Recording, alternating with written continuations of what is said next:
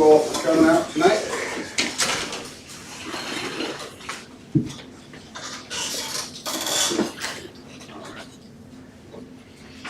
So we got a couple of appropriation ordinances to go over.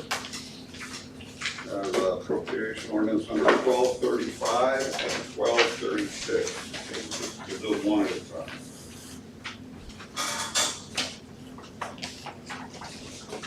Any questions or comments on appropriation ordinance number 1235?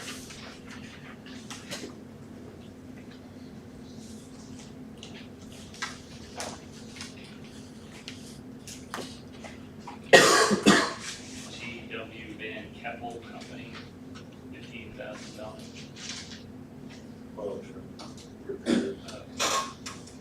That's what it came in at? Quasi Back down. It's already backed out? because it was leaking. It's something that he wants to bring up during the budget. Yep.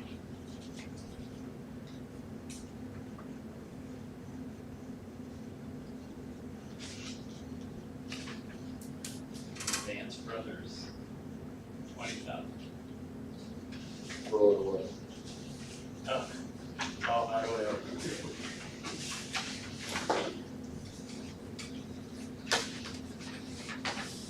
Any other questions on appropriation ordinance number 1235?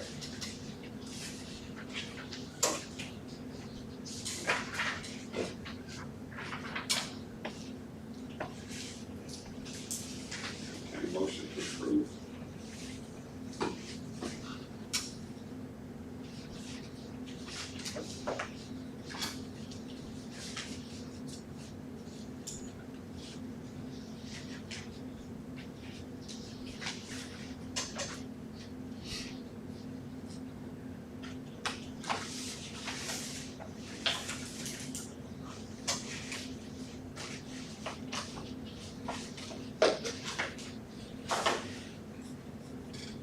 Other questions? Do we have a motion to approve appropriation ordinance number 1235? Motion to approve ordinance, appropriation ordinance 1235. Have a motion, do we have a second? Second. Have a motion and a second to approve appropriation ordinance number 1235. All opposed, say aye. Aye.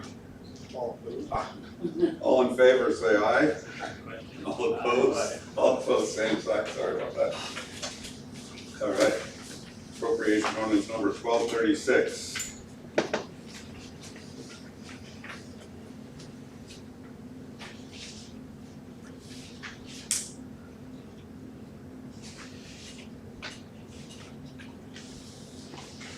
Buildex Incorporated for $26,000. That's the aggregate for the oil. Roto.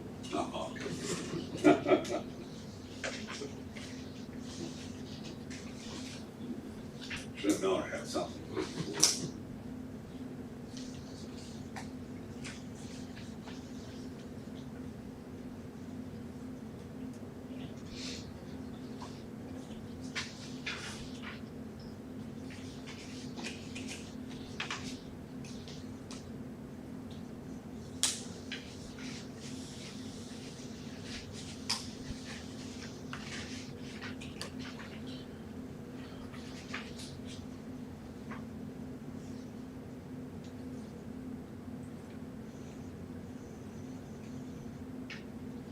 Under St. Mary's Lumber, Maurice, library bulbs and Swiss GC wire.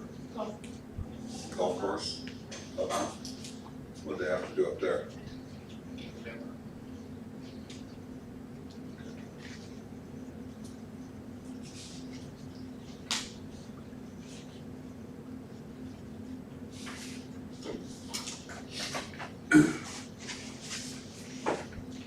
Any questions or concerns with appropriation ordinance number 1236?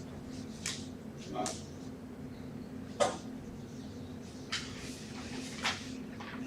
I move to approve appropriation ordinance 1236 as presented. We have a motion to approve appropriation ordinance number 1236 as presented. Do we have a second? Second. We have a motion and a second to approve appropriation ordinance number 1236 as presented. All in favor signify by saying aye. Aye. Aye. All that golf opposed, course, same. I'm sorry, I believe that golf course wire was part of that storm damage. Okay. All right. Next up, proposed minutes of the June 4th, 2024 regular meeting. It looked okay to me.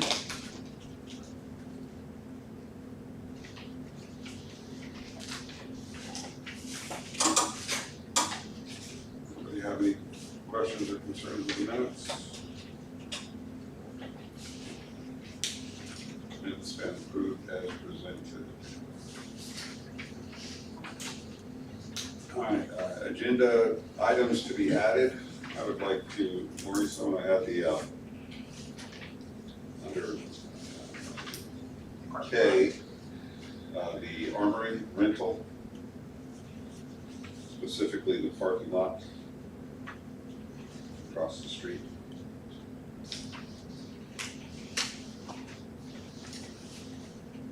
Anybody else have any items to add to the agenda?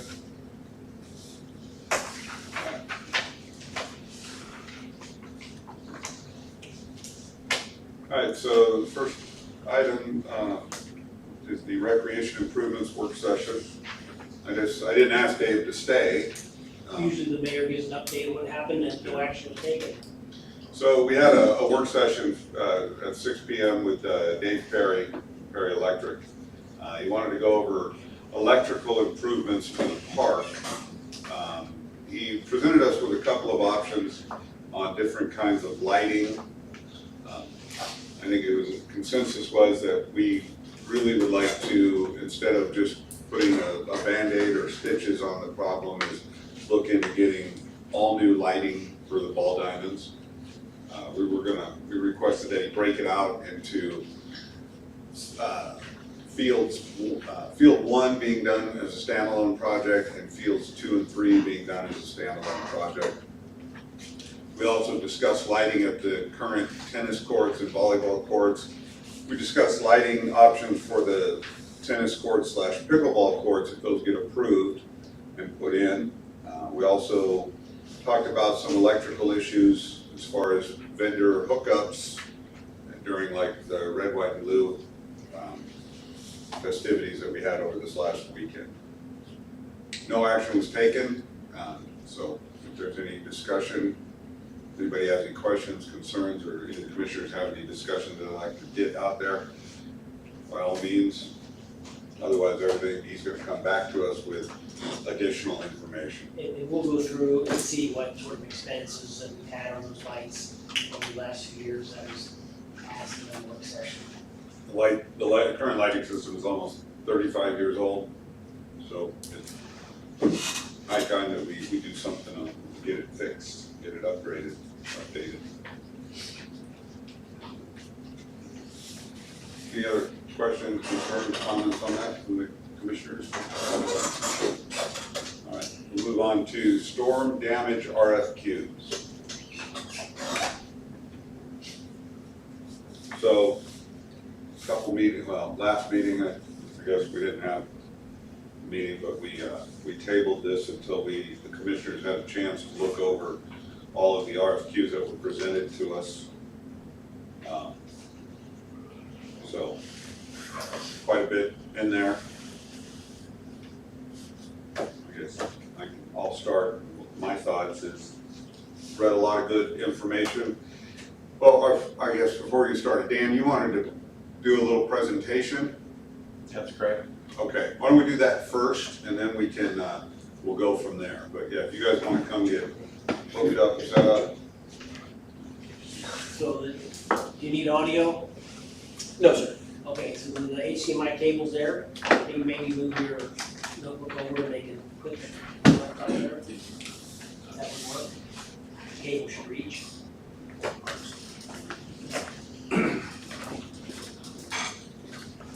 It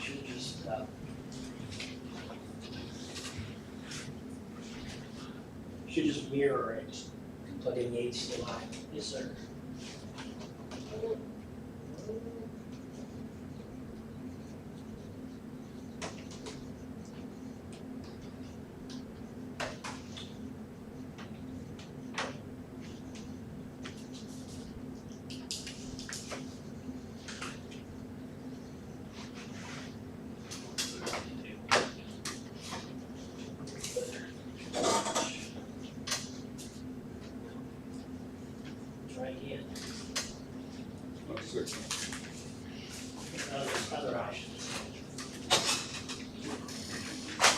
screen on, should it be mirroring it? It should be, I believe. Okay, so now let's go through the progression here.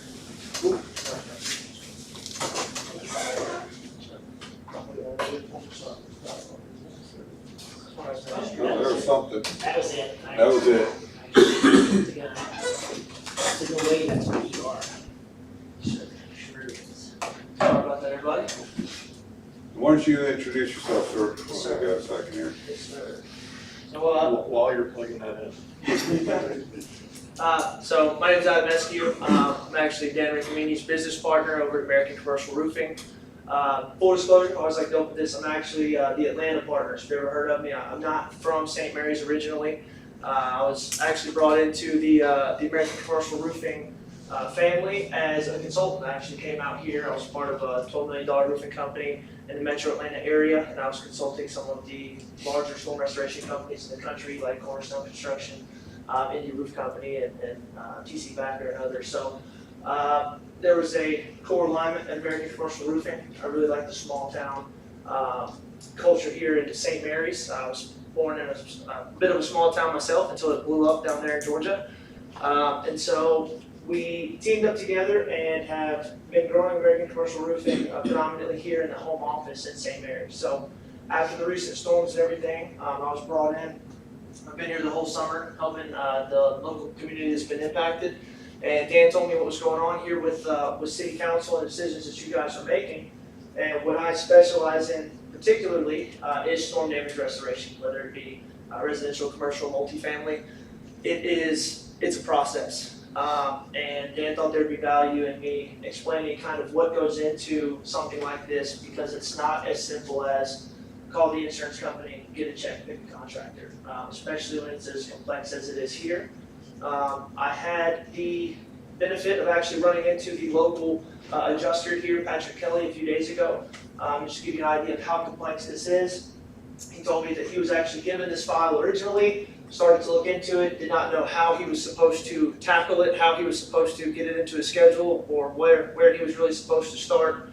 And he felt very fortunate that Travelers took it from him to give it to a more large loss, particularly probably a regional or national team to dig into this. So going into that, I just kind of wanted to give you guys some insight into how it is that we approach these things. We've done a few projects here recently that you may be familiar with, or that you may at least be familiar with the properties, but let's see. Did things like Stonegate community. It's a retirement community in Topeka. Coal Creek HOA is currently going through this process with us, and we just wrapped the Dominican Sisters of Idaho. All through similar processes to what you're going through. My professional opinion on the Stonegate property was used to keep a court case from going to a jury trial. State Farm was saying that there was $0 worth of damages. The case took about 2 years before I got the call from the attorney. In a matter of a week or so, I was able to put a report together. I was able to go against what the engineer had determined, because it was pretty laughable what he had written, regardless of his PE license. And about 5 days before they went to a jury trial, State Farm had decided that they were just kidding. It was $288,000 worth of damages. So it does take a critical eye and understanding that while there are a lot of moving parts, there's a bit of a game of chess, and there's a level of expertise and a level of teamwork that really needs to happen when you're going into a project like this. So just to show you the most recent process we went through here is the Dominican Sisters of Idaho. This is a girls' boarding school in Idaho that was impacted by storms. Tell you what, Timmy, bring me that blue phone right there real quick. Looks like I'm not connected to the internet anymore, I apologize. You should be able to do free WTC Wi-Fi. Free WTC? Okay. Yeah.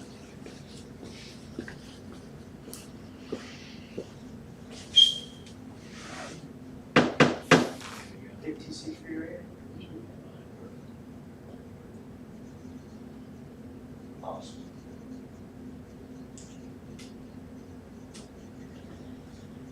So this is an initial scope on a project that's probably going to be about 20 to 30% the size of this project. It was 7 buildings. across the property. And you can see there's a lot of line items here. I'm not going to get into the weeds of all of this. The minutia is not of a ton of value to go into, but you'll see there's a lot talking about shingles and talking about gutters, a little bit of stucco, a little bit of paint and repair. And the insurance carrier decided that these 7 buildings on a very large property could be replaced for about $240,000. The reality is we built an initial scope that took us several weeks to put together. We did that by sourcing all the local information about material pricing, availability, identifying the shingle appropriately, going through and finding accurate labor comps in the area, and making sure that our estimate was completely in alignment with what needed to be done, code enforcement, inspection reports, and more. And we built our scope and submitted it. This process went to what's called appraisal. The insurance was so far off and unwilling to budge on it, as well as including obvious hail damages that the engineer came and agreed with us on, that we were only able to do the first phase in year 1. We had to go to what's called an appraisal, which is where third-party estimators, third-party adjusters who are not actually tied to the city or to the insurance were able to join in, independently estimate these, and then it goes to a third umpire that they vote on. Okay, so these are processes that there's really more explanation that goes into it than that, but these are things that you need to be aware of because it's extremely likely in large loss that these kinds of steps are going to need to be taken. Upon the review of this and 2 years later, our initial scope was about $680,000. This included all of the appropriate safety equipment, all of the appropriate materials, all of the buildings that were actually damaged, gutters, downspouts, guards, everything that went into it. Protecting of the bricks, they had, it's brick stamped asphalt, but all of those things have to be considered. They have roses that the alumni have been growing for years, and it's just a little bit additional that goes into something like this. And finally, after 2 years, those unbiased third-party adjusters came out, reviewed this, reviewed all the information that we had provided, reviewed what the insurance had provided, and did their own independent research and determined that the actual cost of this replacement was $714,000. So just to show you where an insurance company can start, fight tooth and nail, and absolutely determine is a accurate and appropriate cost of work versus what people who have no vested interest in the project can come from different states, really even. These were appraisers from different states. Come visit on site, build independent estimates with absolutely no skin in the game, and become this far apart. There's tremendous risk in not doing the process appropriately, and tremendous risk in not having the appropriate team that's qualified to do these things.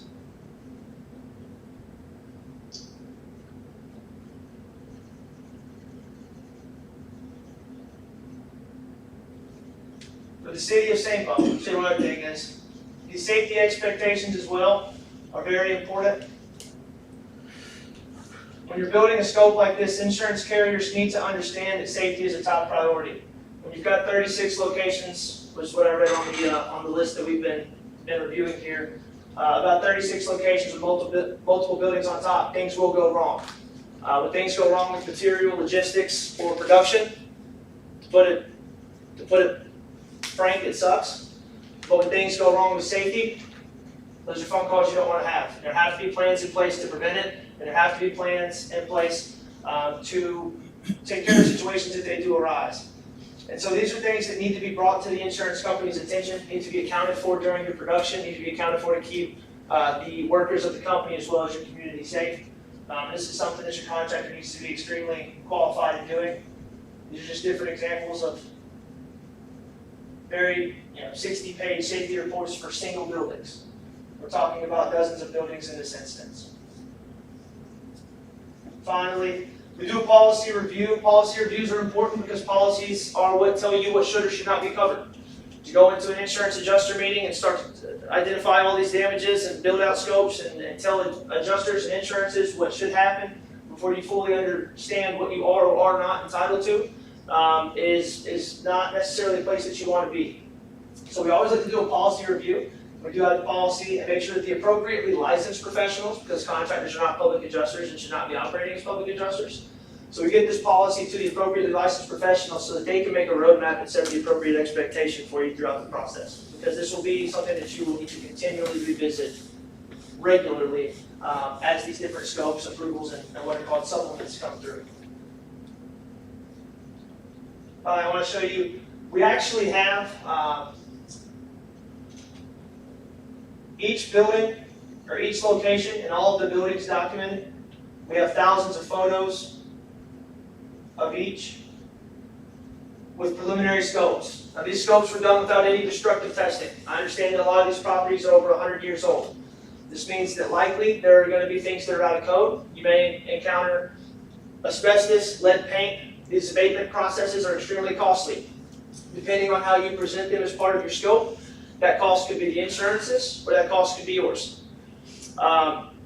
If the abatement is, I'll give you an example, if the abatement is a necessary and required component of a code coverage, of bringing a building to code compliance, it may not have to go under the abatement allowance in your policy.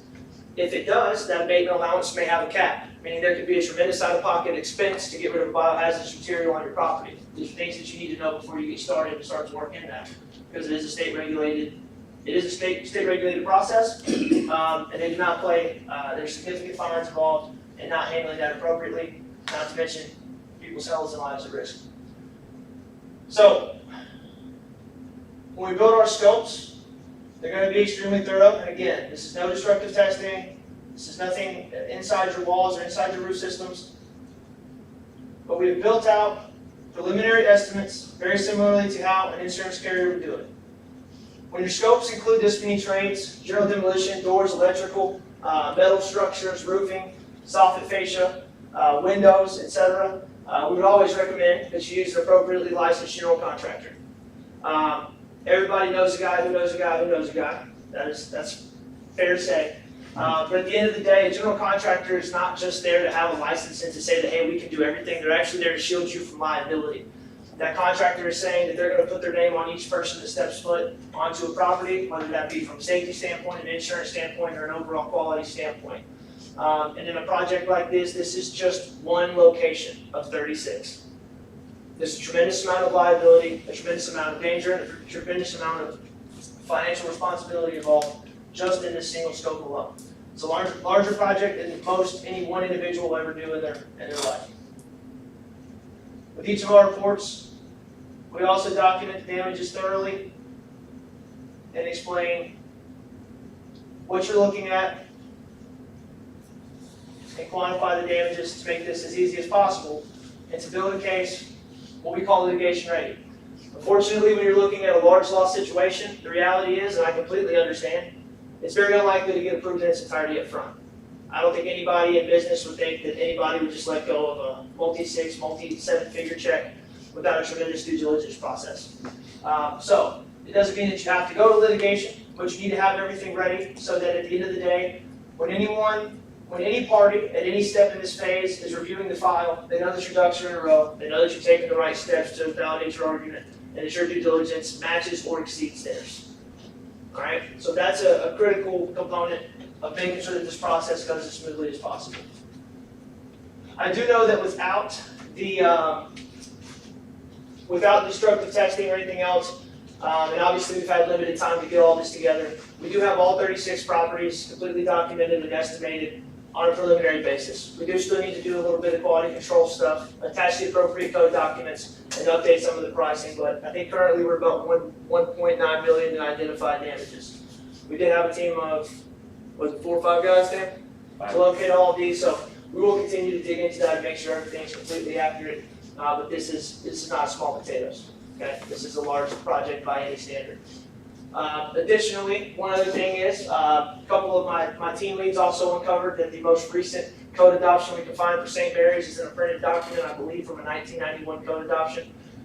So we do need to make sure that all information, once we're able to review that, see exactly where you are with the IRC, IEPC, and IPC, we'll be able to attach any appropriate documentation from any material discontinuation, manufacturing specification, and installations for compatibility that would be compliant with those code requirements, but we do need to do a little bit of research in there to make sure that that's done appropriately.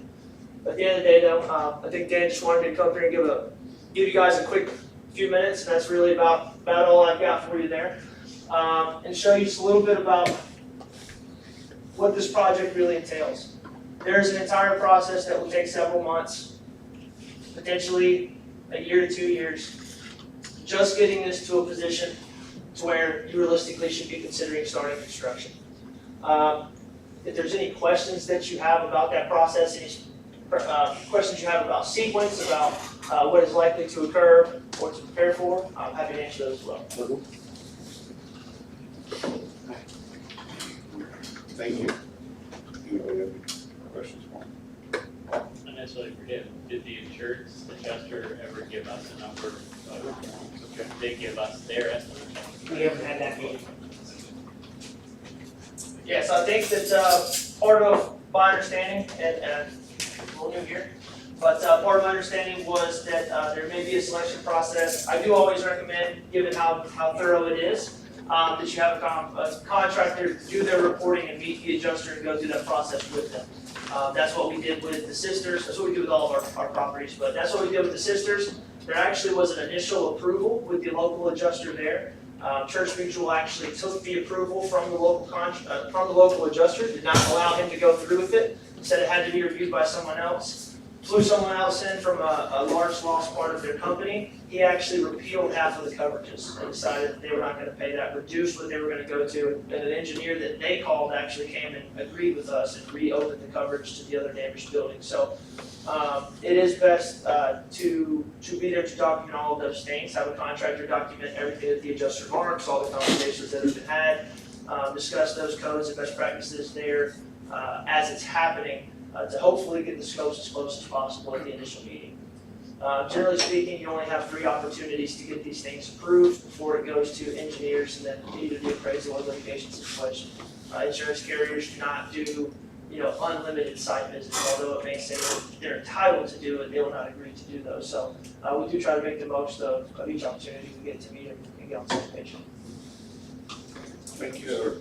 Appreciate it.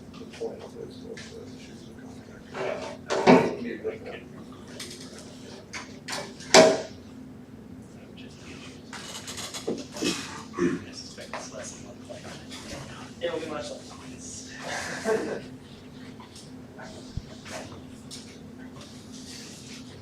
All right, thank you. Appreciate that. So, anyway, this was a pretty interesting reading, actually, not being sarcastic. That was a pretty interesting reading, all of these proposals for me. And I know tonight, what we want to do, what I'd like to do is figure out, moving forward, how we're gonna tackle this. And after having read all these proposals, my thought is to come at this from a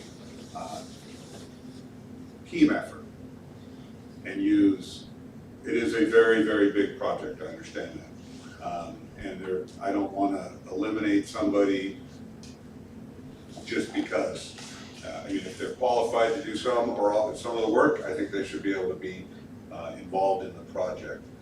I don't know, I'm not asking people to give away trade secrets or anything to competitors and things like that, but I think we could do well in divvying this project up to more than just one single company or entity. That's my thought. Oh, I don't know if anybody else from any of the other companies wanted to present anything. I apologize, I should have asked that, but I know we've gone over this before. So if not, I'm interested in what the other commissioners thinks about that. Anything? Are you allowed to have? Yeah. Go ahead. Go ahead. Phil, Chris Moore, Through Technologies. I just want to say, everything Adam went over was spot on, and qualified contractors. That's all. I think there's a lot of different steps you can take, different angles based on personal experience of how that goes with you and I'm the adjuster visit. From my personal experience with the large claims that we have on the process, and everything that we had, I mean, we put a full document, we did everything that you guys asked for, put together several 100-page report showing, documenting all the damages. We didn't discuss how we would approach it, but I think our portfolio speaks for itself, so. Thanks, Bill. Yep.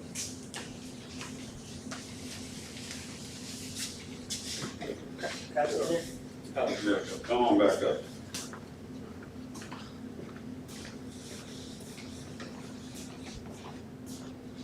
So, Dan and I actually were talking about this earlier, about how there were multiple local contractors who, everybody seems to know each other and they're obviously capable of quality work. The main issue that I would point on making a selection would be somebody does need to run point. As a general contractor, you regularly subcontract to those that are qualified to do labor for you.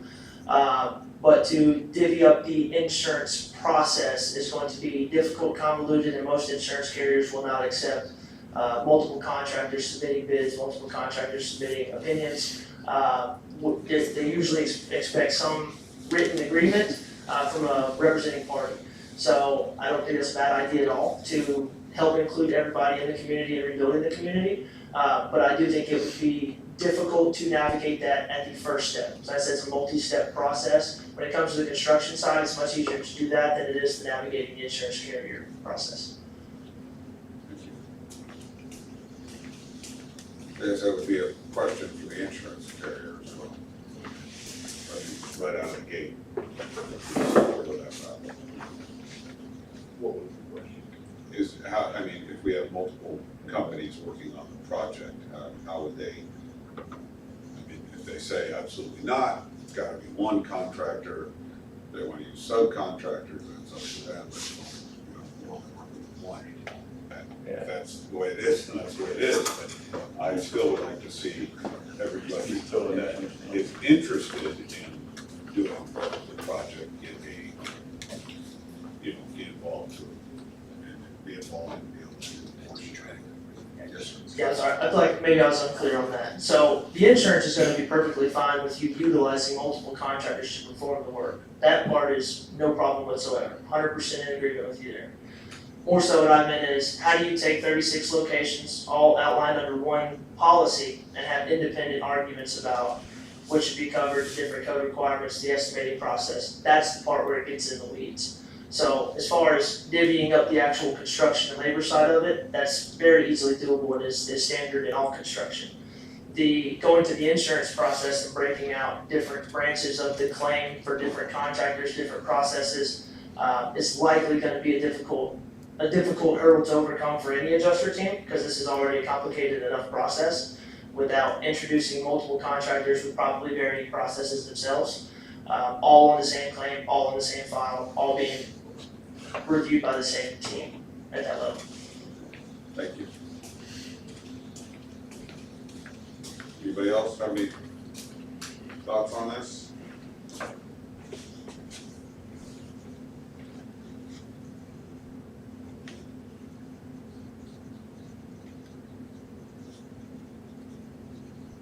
Well, Mr. Mayor, I would just like to ask for a little bit more clarification on your point. Back when we initially talked about this, it seems like the goalpost is being moved further and further. So when we initially talked about this, we were like, hey, maybe we should find somebody that could do the whole thing or represent the city to do, on the claim side, more of a general contractor type. Then that changed, which is fine. And then from the last meeting that we had about this, it sounded like, hey, we wanted to choose one person. Again, we don't have to, but I'm just, how are we gonna go through and say, hey, we want you to do, this contractor to do all the metal work, whether that's, I don't know, gutters and downspouts and fascia and stuff like that, you do roofing, oh, you only do this type of roofing, okay, and then we're gonna go get this contractor to do that roofing. So I just, if you could bring some more clarity on that might help make a decision as to how we move forward, whether we're we're choosing a group of people or a general contractor to, who would be more qualified, in my opinion, to do that then? Well, that's what I mean, and I'm not, I don't disagree with what was said, but between that last meeting and now, I've read all of these. And what I found is that a lot of different people bring a lot to the table, and I don't wanna exclude somebody. This isn't, to me, this isn't like, hey, we need, we need a building built. Let's go get, we request 3 bids for the building to be built, and we go with somebody. We're gonna get a set dollar amount from the insurance company regardless. I've heard that said many times. And once that dollar amount is determined, that's it, that's all we're getting.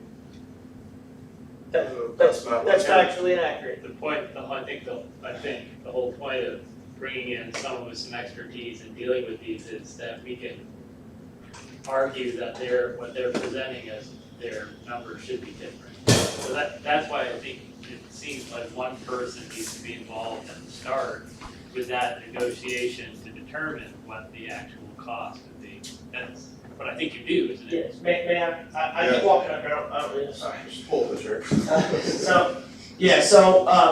What the insurance comes up with, it is a common misconception that the insurance will put a cap and that's the end of it. That is just not the reality of the situation. And it's pretty much never in anyone's best interest to just take the insurance's initial offer at face value. Kind of what we're saying here is, you have done zero destructive testing on these buildings, and the insurance company will not do that until coverage is open, and even then you're gonna have to make some pretty good cases as to why it needs to be done. So as these projects go on, there's no question that additional costs will be incurred. So to take that initial payment and say we need to find contractors under this amount would be detrimental to your overall community's health. That's not the way that it's handled on a single family residential, all the way up to the large loss in the country. So that would be cutting your own legs off on an opportunity to take advantage of the money that you've invested into your insurance policy.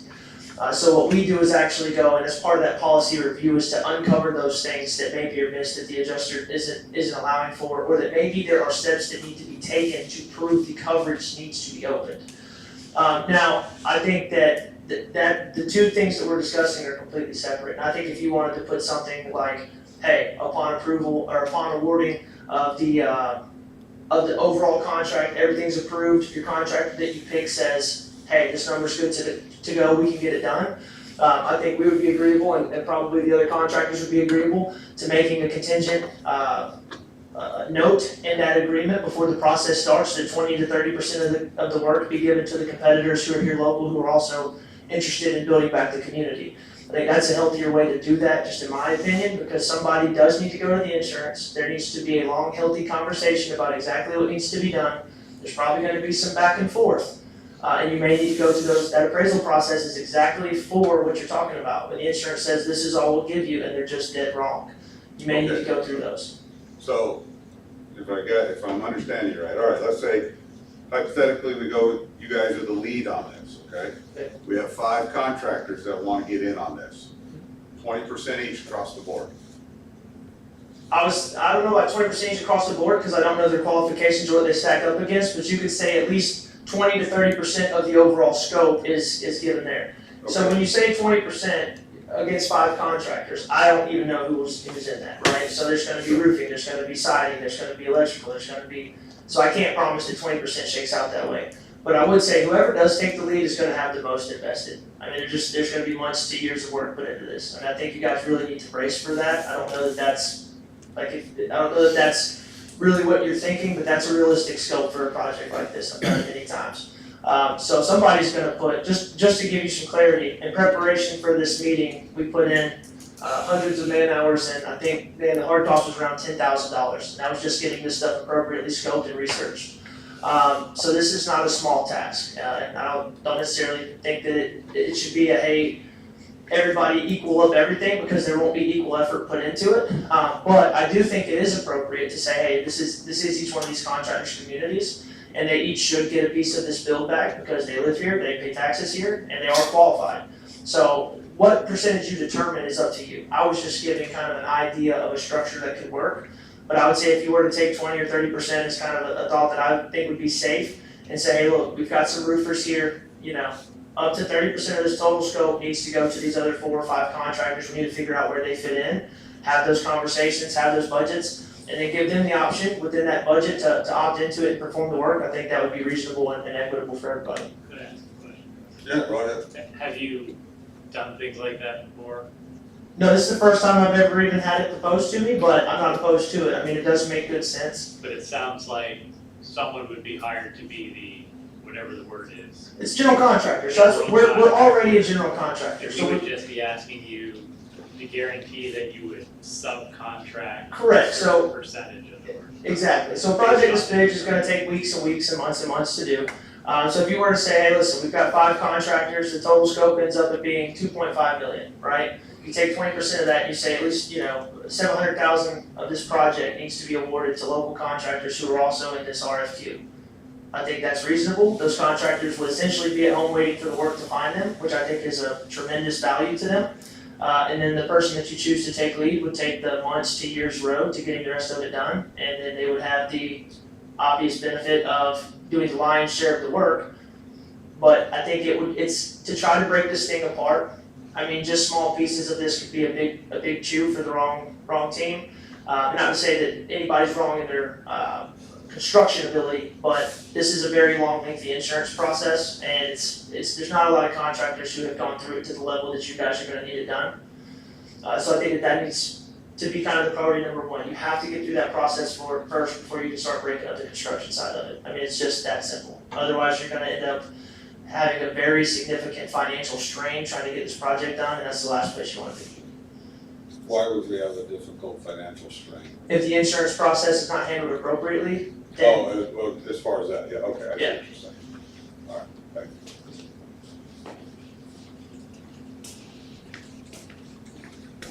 you. I'm not opposed to having somebody be point on it, but then, yeah, it's gonna come down to what do we think is fair or equitable, or what percentage should, one company get over another, and that's what I guess we would have to determine. Gerard, another option would be, since we've done the RFQs, have each of them put together a proposed contract that we would have the city attorney review, and we'll see which one we believe would be the most, Yeah, that's Appropriate. true. I mean, this is just, Just a contract, what does that mean? so who would be running point?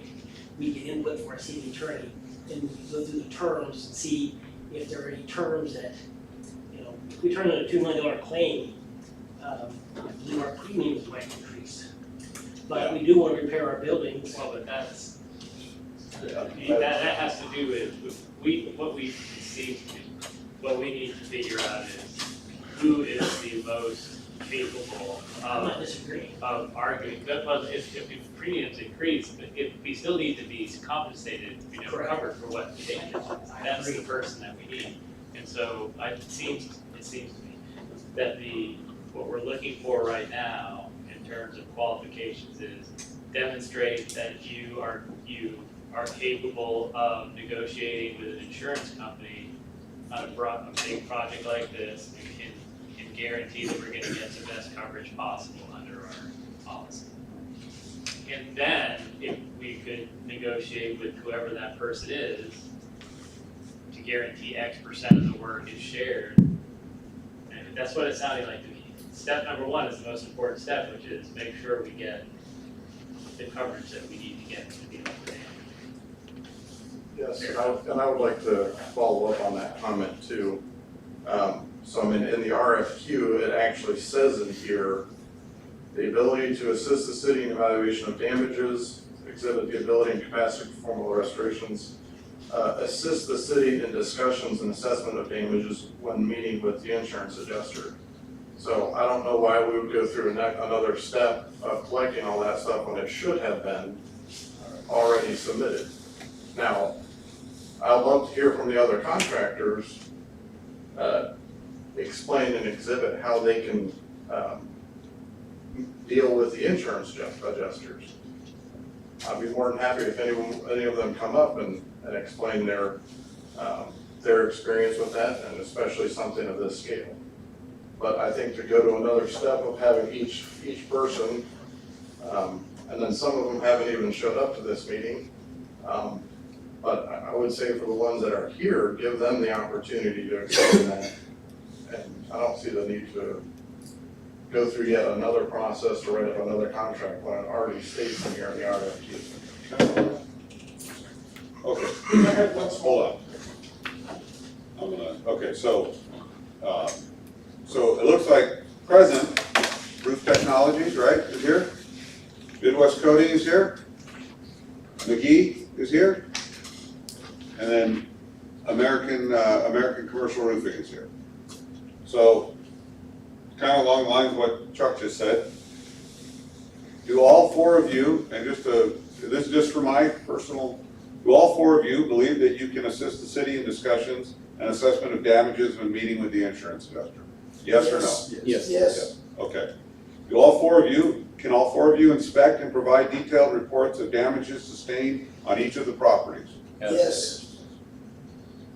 Can all four of you create a presentation that provides the findings as well as an efficient and effective solution to restore the properties?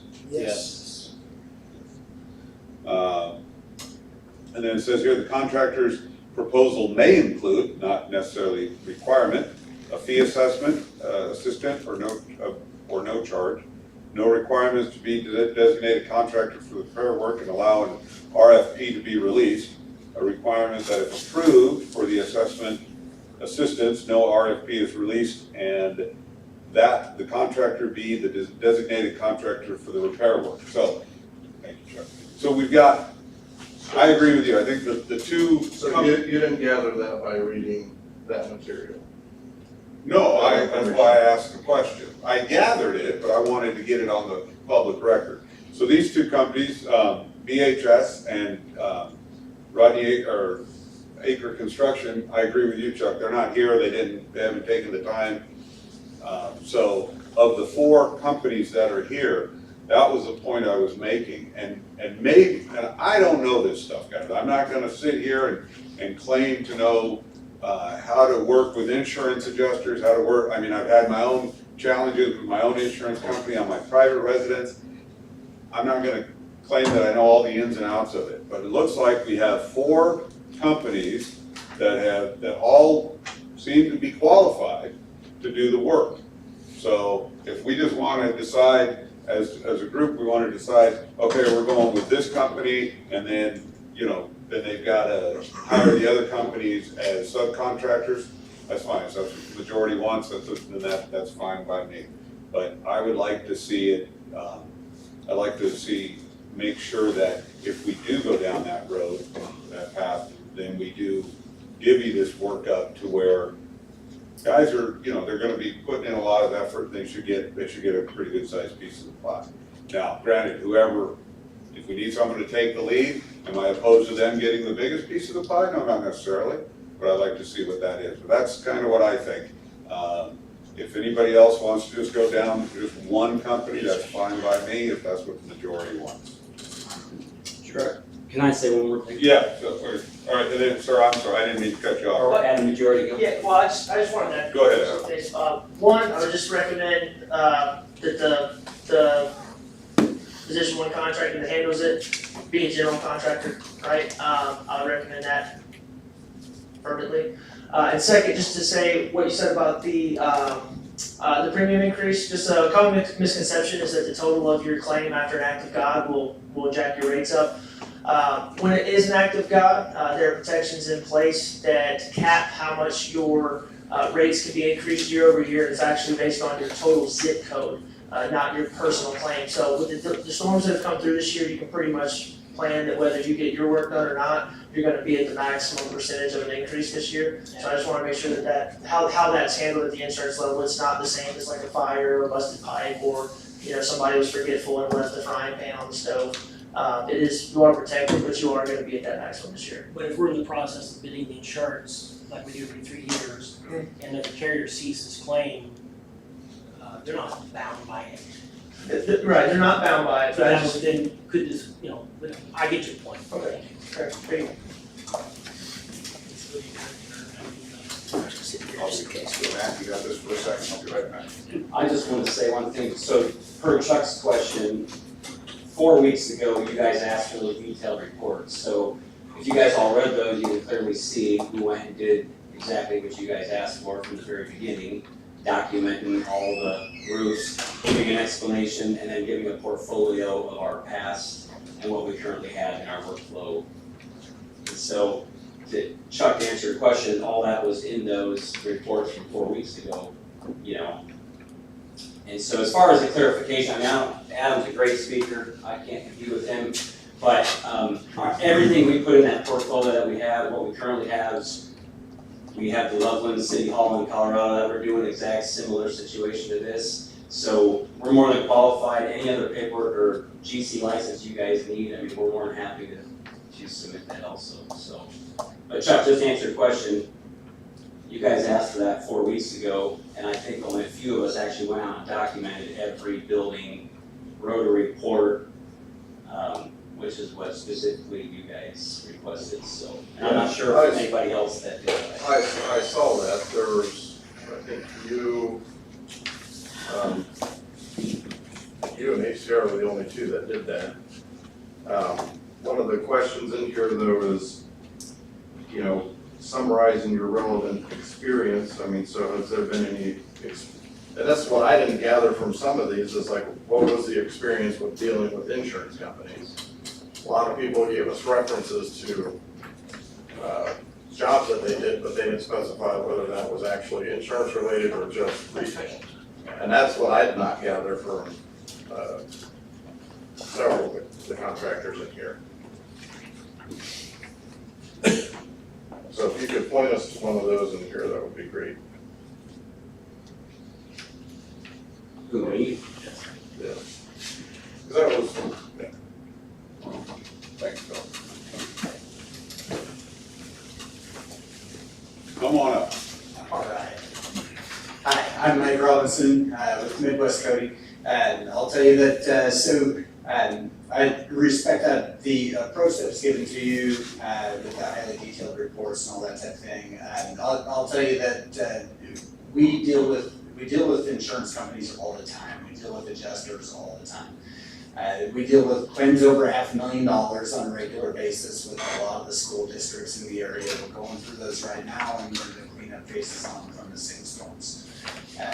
So that is something that we do all the time. But in terms of, when the request for qualifications came out, and I was actually in the middle of looking through everything because I thought that what you would want is a really detailed view of it. But then when you look at the request for qualifications, it asks for a request for qualifications, not a request for an assessment of the damages on all 36 locations. So that's all we provided. And I do have the details on some of them because they're ones that we were already working on. But I'll tell you so our approach is actually quite a bit different than what was described to you earlier. That is definitely more of the GC, a GC style approach to it. And if that's what if that's the route that you're looking for, is for a GC to handle it rather than the municipality to handle it, which is generally more what we do. And then what we do, so we do all of the metal, we do all the commercial, we do all of the asphalt shingling, we do those things. However, if there's something that I think that one of the other guys in the room is better at than me, then on day one, or if they have the bandwidth, and I know that we're gonna be buried forever and aren't gonna be able to get to you in a timely fashion. On day one, our approach is always to reach out to partner contractors and say, hey, why don't you come and take a look at this? Let's develop a scope of work together, make sure that we're completely aligned on what's going on. We don't know who's gonna get the work, and it doesn't matter who's gonna get the work at that point. What we want is a scope that the experts in that particular trade agree is right. So I guess what I'm used to is working with the estimators who are normally going through Xactimate and trying to figure out what they have. I get bids from people who do that for a living every day and see where they are, and then compare where they are. And if they're close, if they're in the same ballpark, then normally you can kind of finesse that through, by having a positive relationship with the estimator. If there's a large delta, and sometimes there is, then you kind of have to go back to the original cut on what that statement was, to make sure that you agree on the damages and where they are.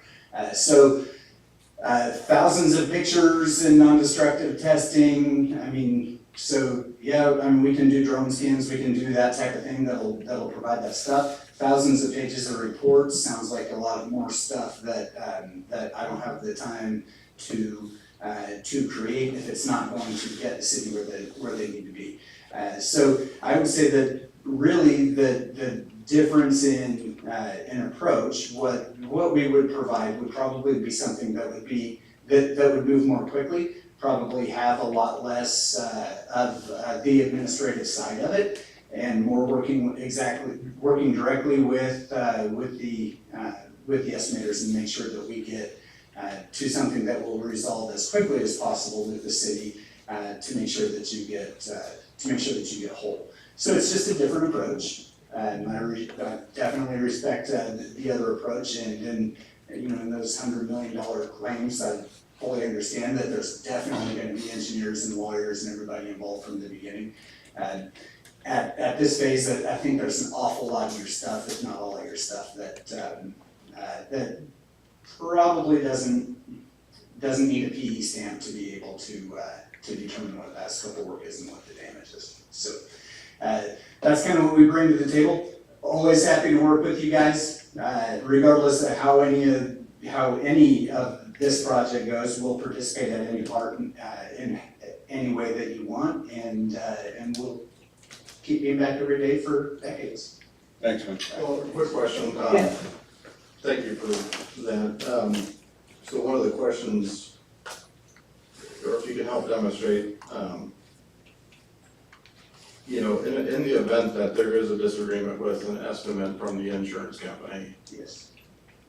what is that, what, you said in your or in your talk that, you go and get estimates from other people, go to the drawing board or whatever, but what if there's like a hard disagreement where, hey, you truly believe that that's something that should be replaced and the insurance not doing that? What's your process to, make sure that, hey, the city of St. Mary's is made whole? Yeah, so when there is a big difference, and that isn't something that we generally come across very often at all. We have come across it before.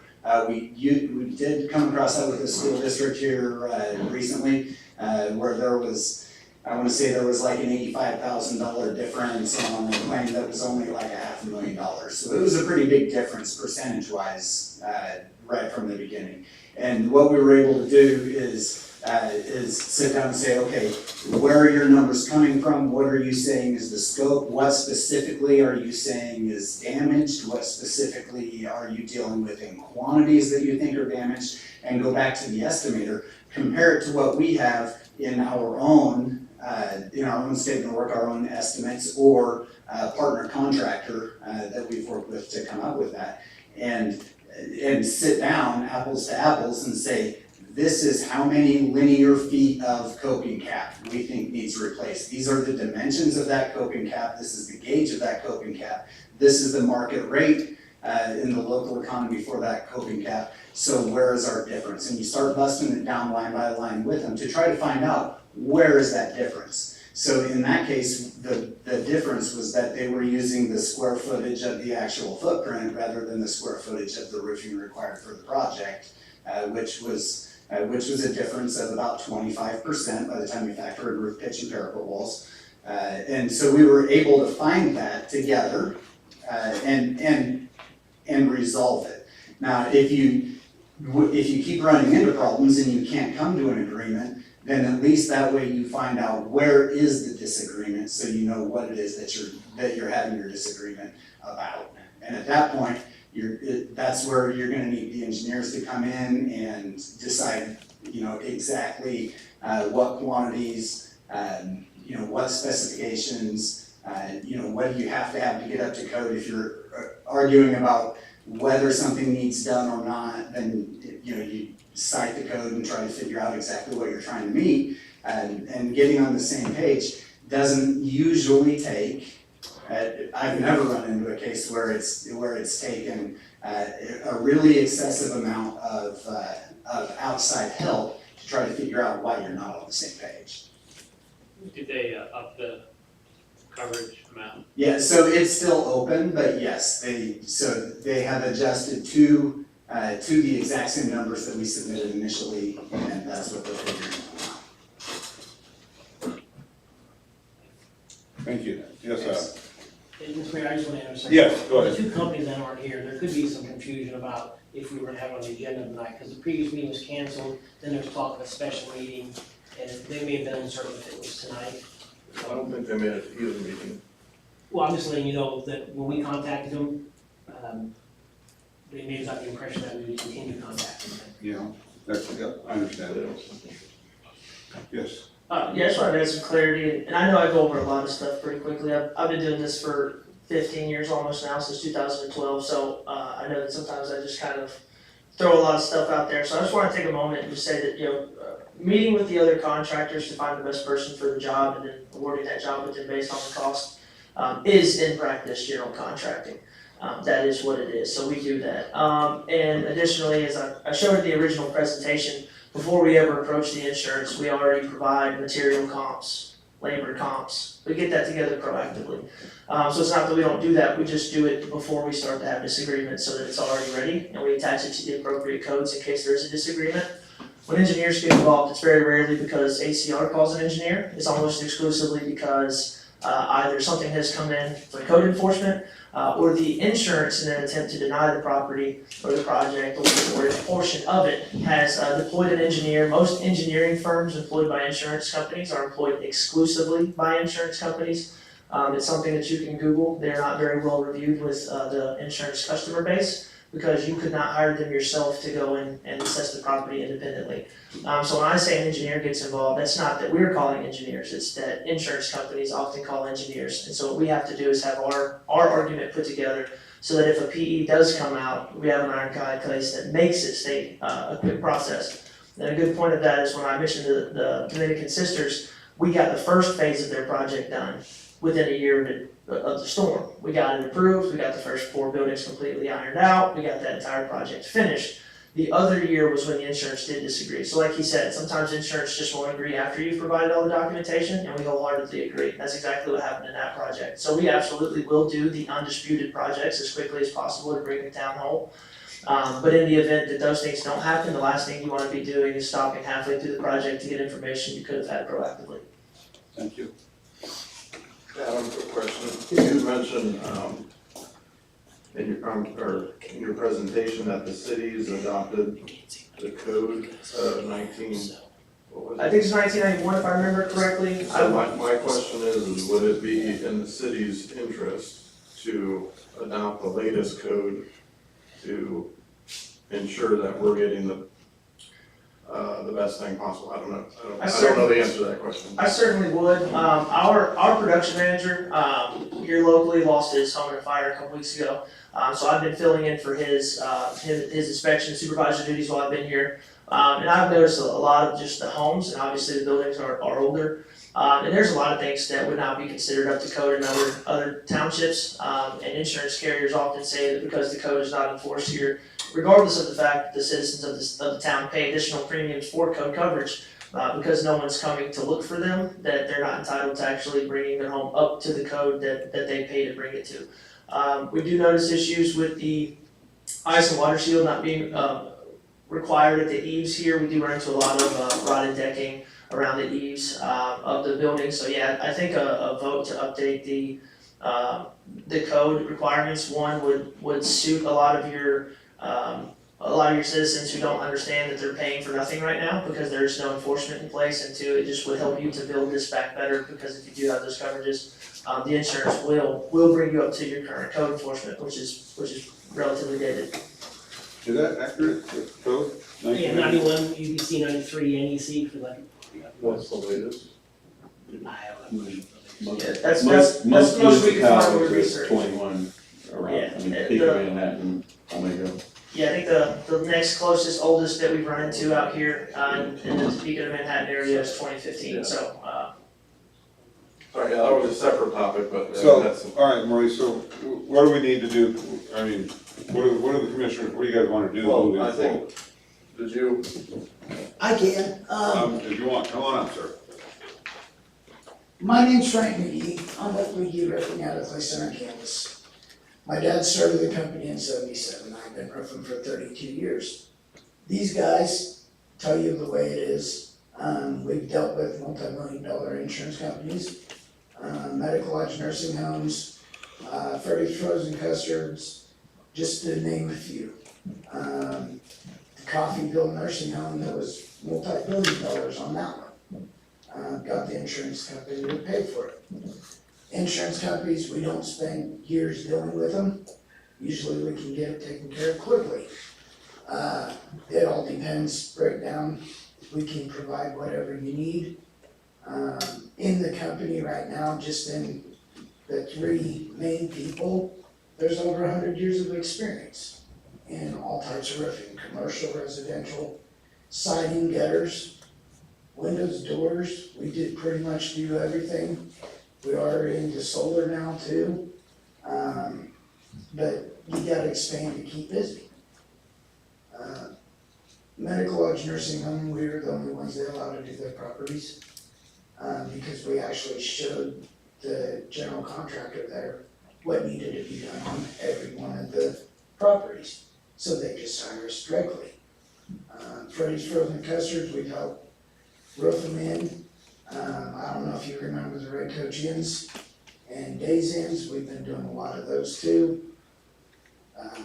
Insurance wise, they pretty much covered everything basically. You can deal with your insurance companies, we call them, we take photos, we document everything. Everything's time consuming, but we don't bill for that.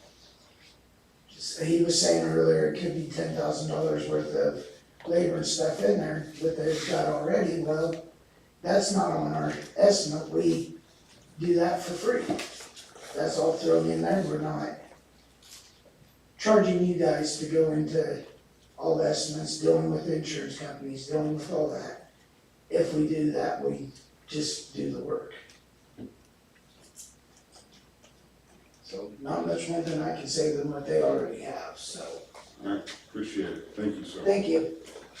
just to clarify, we're not billing you guys either. Really appreciate it.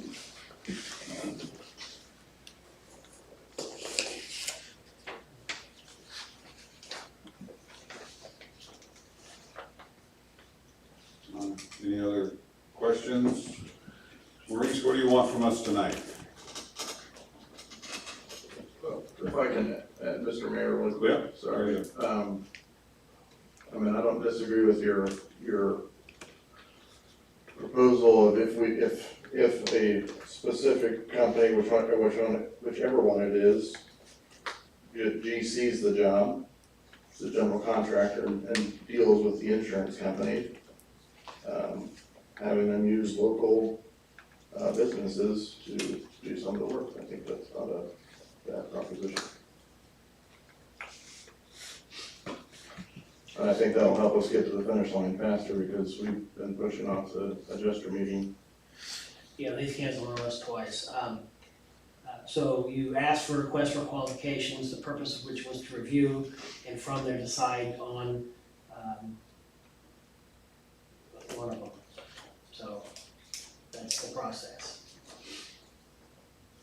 Well, yeah, okay, so I think I'm pretty clear, and I would like, if we do go with one to be the quote-unquote general contractor, that's fine.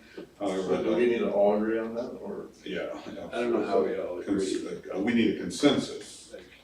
We've got multiple companies meeting the criteria that we laid out. Right. So what's the tiebreaker? Our own subjective opinion. I mean, what if we all have one different company we want to go with? I don't know how we're supposed to just pick a name if there's multiple. Like, we have a scoring criteria on our, like, I'm not proposing we drag this out anymore, but we've got multiple companies who can all fulfill what we've asked. So Split race? I've been a little bit out of the loop, and, out of pocket for a while. So I'm behind on reviewing this stuff. It's clear to me what we need to know. We need to really focus in, give us examples of, or your success in dealing with insurance companies. That's what we need the person who's the general contractor to be, really demonstrate. That's what I take away from all of this, because that's step number one. I think you can all do work, but we need someone who has a proven track record. And how we get that information seems to me, say, just give us a list or, experiences in the sort of thing that we saw from Sid Adam. This was what the insurance adjuster said, this is what we found, I don't know. That to me is the critical thing. I'm not concerned about finding qualified people to do the work, we got a lot of that. And I'm not comfortable right now making that determination. Sitting right here, right now, I'm not gonna vote on whether or not I'm not comfortable doing that yet. That's my own thing, because I've just been, gone for a month. I need to look at that. My kind of question off of that, Matt, is how much do we expect the general contractor or anybody doing the work? I know they've got to deal with the insurance companies, I understand that, but how much of that is us as well? Us being the city. Well, the contractor, the way it's being presented is that they would take whoever would take the lead on that, Right. and, Yeah, I was here for that part of the conversation. Our goal is to get out of that business. Right, Let okay, them handle yeah. that. That's the precise expertise that we wanna offload. if you're uncomfortable making a decision, my earlier idea was to have a proposal be put together from each company, and then you review it, and the city attorney reviews it, and, if one of them's gonna say, hey, this is gonna take 5 years, and it's gonna be this many dollars, or someone else, this is a relatively quick process, that could sway you. Because they've all laid it out here tonight, and if there's gonna be a proposal where you have to sign it, it'd be nice to see what you have to sign. Yes, sir. Trying a little bit of clarity. So the contractor, regardless of who's picked, should be packaging together most of the information needed to make good decisions and to enforce what your contract with your insurance says. A contractor can't argue the actual policy language inside of there, so there may be some involvement by the board. Like you may have to actually reach out from here to there, but it should be kind of directed, right? Like the contractor returning the packet, the information, educate you on what it means for you, and then you may be prompted to do some communication. So I don't want it to. A public adjuster is the only person who can communicate the entire thing top to bottom. And public adjusters are not contractors, so there should be some involvement at the leadership level. Like it should never all be behind a curtain because you're the one with the contract with the insurance. So I just want to make that clear. Oh, and I don't necessarily think this is going to be a 2 to 5 year project. I just think it's appropriate to prepare if that be the case.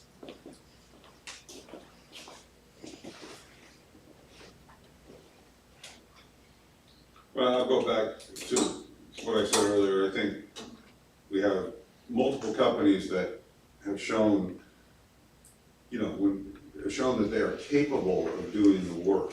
Now, who best to deal with the insurance company? Yeah, maybe that, we need to figure that out.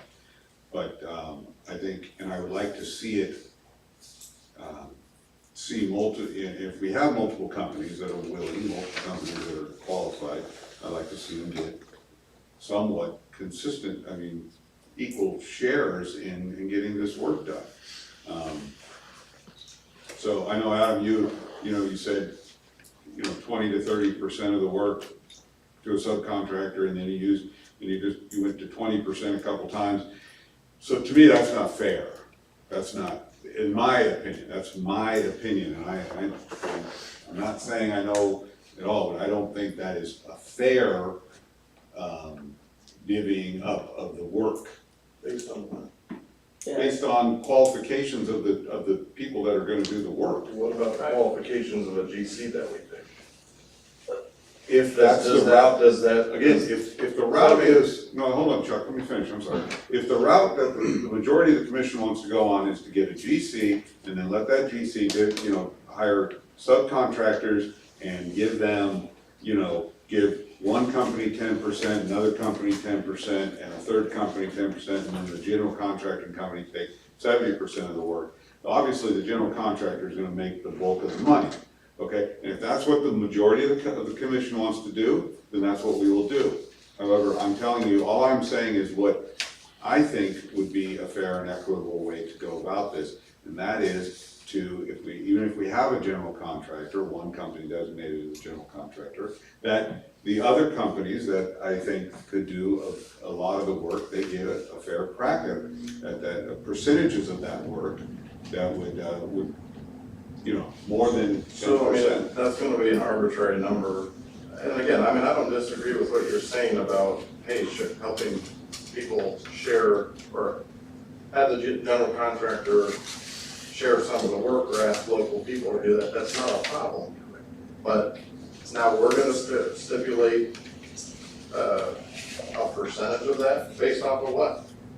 Like, that's what I don't get. In the RFQ itself, this is the thing that I'll keep going back to, it says in here, we want the people that present the ability to assist the city when working with insurance adjusters. Again, I don't see why we're going through another step of asking yet again another piece of information when it's in the RFQ. That stuff should have been presented. We just keep kicking this down the road now. I would propose that we stop pushing the adjuster meeting off, because that doesn't actually look good for the city to keep doing that with the insurance company. And as we get further and further away from the date of the storm, that's not gonna work to our advantage. Because guess what, we just had another windstorm, so insurance companies are gonna say, well, hey, was that from, I don't know, March, whenever it was initially, or was it from the storm last week? So every time we kick this can down the road, we're actually What's the harming next time ourselves. we can actually, next meeting, make a decision? You can make a decision You tonight. can make a decision if you want, but I'll have to abstain because I don't know enough of what's in those packets to make a reasonable decision. So I'm not comfortable voting on that. Not that I don't agree with what I've heard, I have to look at the data. And any commissioner at any time can propose that we go with any one of these companies exclusively or based on a percentage. So if a commissioner wants to, they are more than within their right to make that, to make a motion to either, by vote of consensus or through the motion process, to use any one of these companies. So the whole argument that you're giving about, sharing the labor, because after you read those documents, there's many qualified contractors to do the work. We get it. Now, in here, what they should have stated is their ability to work with the insurance company. So now are we gonna go further, keep pushing this down the road and ask for that too? It's like, that should have been on this. So, Again, I go back to if you're comfortable with what we've been given, and I totally accept where Matt's coming from, abstaining because he hasn't been able to educate himself on what we were given, goals that were given, then by all means, go ahead, let's move it, let's get this thing going. I mean, I know how I will vote, but let's get it going, if that's what we wanna do. If we wanna get one company, give them the job of, going out with the insurance company and making sure that everything is done right, and we'll give them the best deal for the city, then so be it, let's do Sorry, you mentioned the 20-30%. That was kind of a number that I just came up with based on your recommendation to split it. The only reason I went to 20 was because I think you had mentioned 5 contractors, 20% each way, so I was just saying how that might not work out based on the trades available. And the only reason that we're recommending that there be a GC who would end up getting more, and it doesn't matter if it's me or McKee Roofing, kind of how he mentioned. He's willing, just like we're willing to do a lot of reporting, a lot of thousands of dollars worth of hours and time to get the approval. So kind of the expectation of not billing for those hours is the awarding of the work, right? And so that's kind of what, you have time, money, and resources that the other contractors wouldn't. And the payback is not an additional bill, it's just the ability to perform work and recoup that. So I think that's an important distinction to make when you're saying, how are we gonna break it out evenly? Well, somebody is unevenly going to have to do the most work. And I think the hope of any contractor in that position is just to do the work, not to get paid additional, not extra on top, just to get enough work to recoup their own expense into it. So I want to add clarity to that. The 20 to 30% was really just because I don't think it's a bad idea to include others. And you could really determine what you want to see with that. I would like to add one thing, not looking for any special treatment or anything, but, we've all bid on projects in other municipalities and lost them because we weren't the local contractor. I do believe that we're the only ones in the room that live in this county, our office in this city.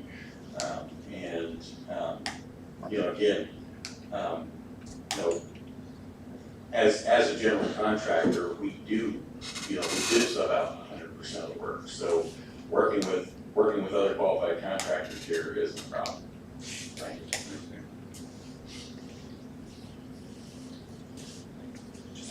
Anyone, anything, well, okay, I suggest, and I apologize, some of you guys might not wanna hear this, but I wanna give Matt a chance to get up to speed on it. We've waited this long, and I don't see why we can't go to the next meeting. Is that enough time? Yeah, an hour would be enough time probably, but I just don't have Right. I don't have the data. All I want to focus in on is their capacity to deal with insurance companies. I'm not worried about their capacity to contract out work. I'm not worried about that. Wait. That's my focus. And if it's in there, it's in there. We'll take it. So, was that in the RFQ originally though, to specify Yes, for that? Number 2, ability to assist the city, it says, the ability to assist the city in evaluation of damages to assure city is assessing damages properly when working with the insurance adjuster. But it didn't specifically say what's your financial statement, Chuck, I'd be careful what you say, Chuck, because it's a conflict of interest, the questions that. How is it a conflict of interest? Okay. Phil, so if you're gonna talk, Phil, I just ask that you come up to the podium. I don't mind the discussion, Yeah, sure. just please come So- up. But those weren't very clear RFQs. I mean, if you want a financial statement, if you want, the quality of work, how much work you've done in the past, I mean, we'd be happy to, I don't know if Kirk has that in there or not, but easy, Chuck. So, just because Adam came in here, he's a smooth talker, he knows what he's talking about, there's not all the information in there, I believe, that. So given that if I could just, Go ahead, Matt. Thanks. since we're gonna, and I agree, it's not awful that we're taking more time to do this, I apologize, I was out of the country for a while, sort of. Given that we now know exactly what, at least what I would like to know to feel comfortable making a decision, which is, how demonstrate your capacity to negotiate with insurance companies. You said we have to wait, if we could just get that information in addition. So if you're the one who's looking for information, would you go to a special meeting on the 9th of July, which would be next Tuesday? And then at the same time, we could have it as a I'm budget not gonna meeting? be here next week. Not actually leaving the country and stuff. But it's not gonna be. Sorry. Go ahead, Nate. I'm in favor of selecting someone at the next meeting. If this is a 2.1 million or whatever job this is, I think taking a few weeks to make sure we have the right people is not a problem. And I'm not well versed in insurance, but this storm was what, April, May? March. I think we have a little bit of time. The insurance adjuster's already canceled on us twice. Yeah, we've canceled it twice, So, and I this may be yeah. a third different adjuster now. Okay. One pass it on. So they're taking their time, we should take our time to make the right decision here, and I would echo, I just wanna be very clear. The eligibility was, there were 4 things listed in the submission guidelines, was a letter of intent and qualifications package, and if we wanna be specific to Matt's point about insurance, maybe we wrote the RFQ wrong, we didn't specifically call that out as a submission requirement. So, I get your point, Chuck, it's in there, it's mentioned, it should be understood that that's what we're doing, but maybe that's on us. So I am in favor of making a decision next meeting, and I think it's fine that we are doing due diligence on this. It's not a small project, to Adam's point, so I think we could all just, come back next meeting and have a sound decision made by then. All right.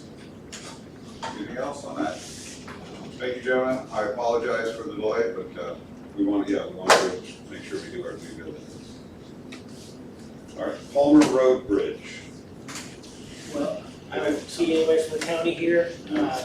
So as you know, there's a bridge on Palmer Road that's on the way out to the trailer court out there.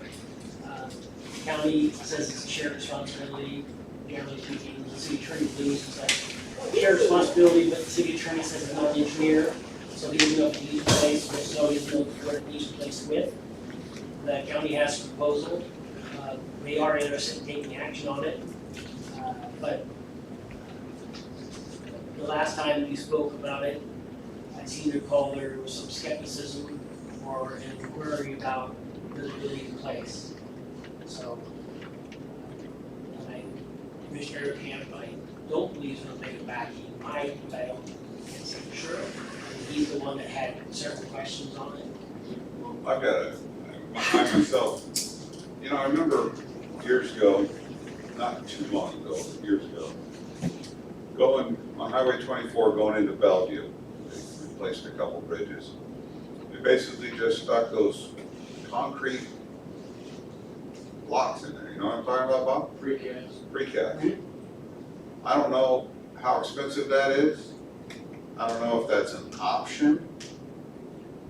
I mean, this road does not get that much use. We And talked then, about it, right? did they talk about that option? And Well, the options they gave us were the cheapest ones. that was the cheapest, okay, so the 425, and they wanna go 50-50 on this. Correct, and then give us control of it when it's done. That's what he said, and I was interested in the cost and the pre-stressed concrete things. So we're on mission if that one ever needs to be replaced, it goes to the substation there. Yeah. But we know what it would cost approximately, but this would be a bigger situation. It's a bridge, the other one's gonna cross it. So, I don't expect any action, but if you have any questions or feedback, No, so they said this is the cheapest route, according to the county. correct.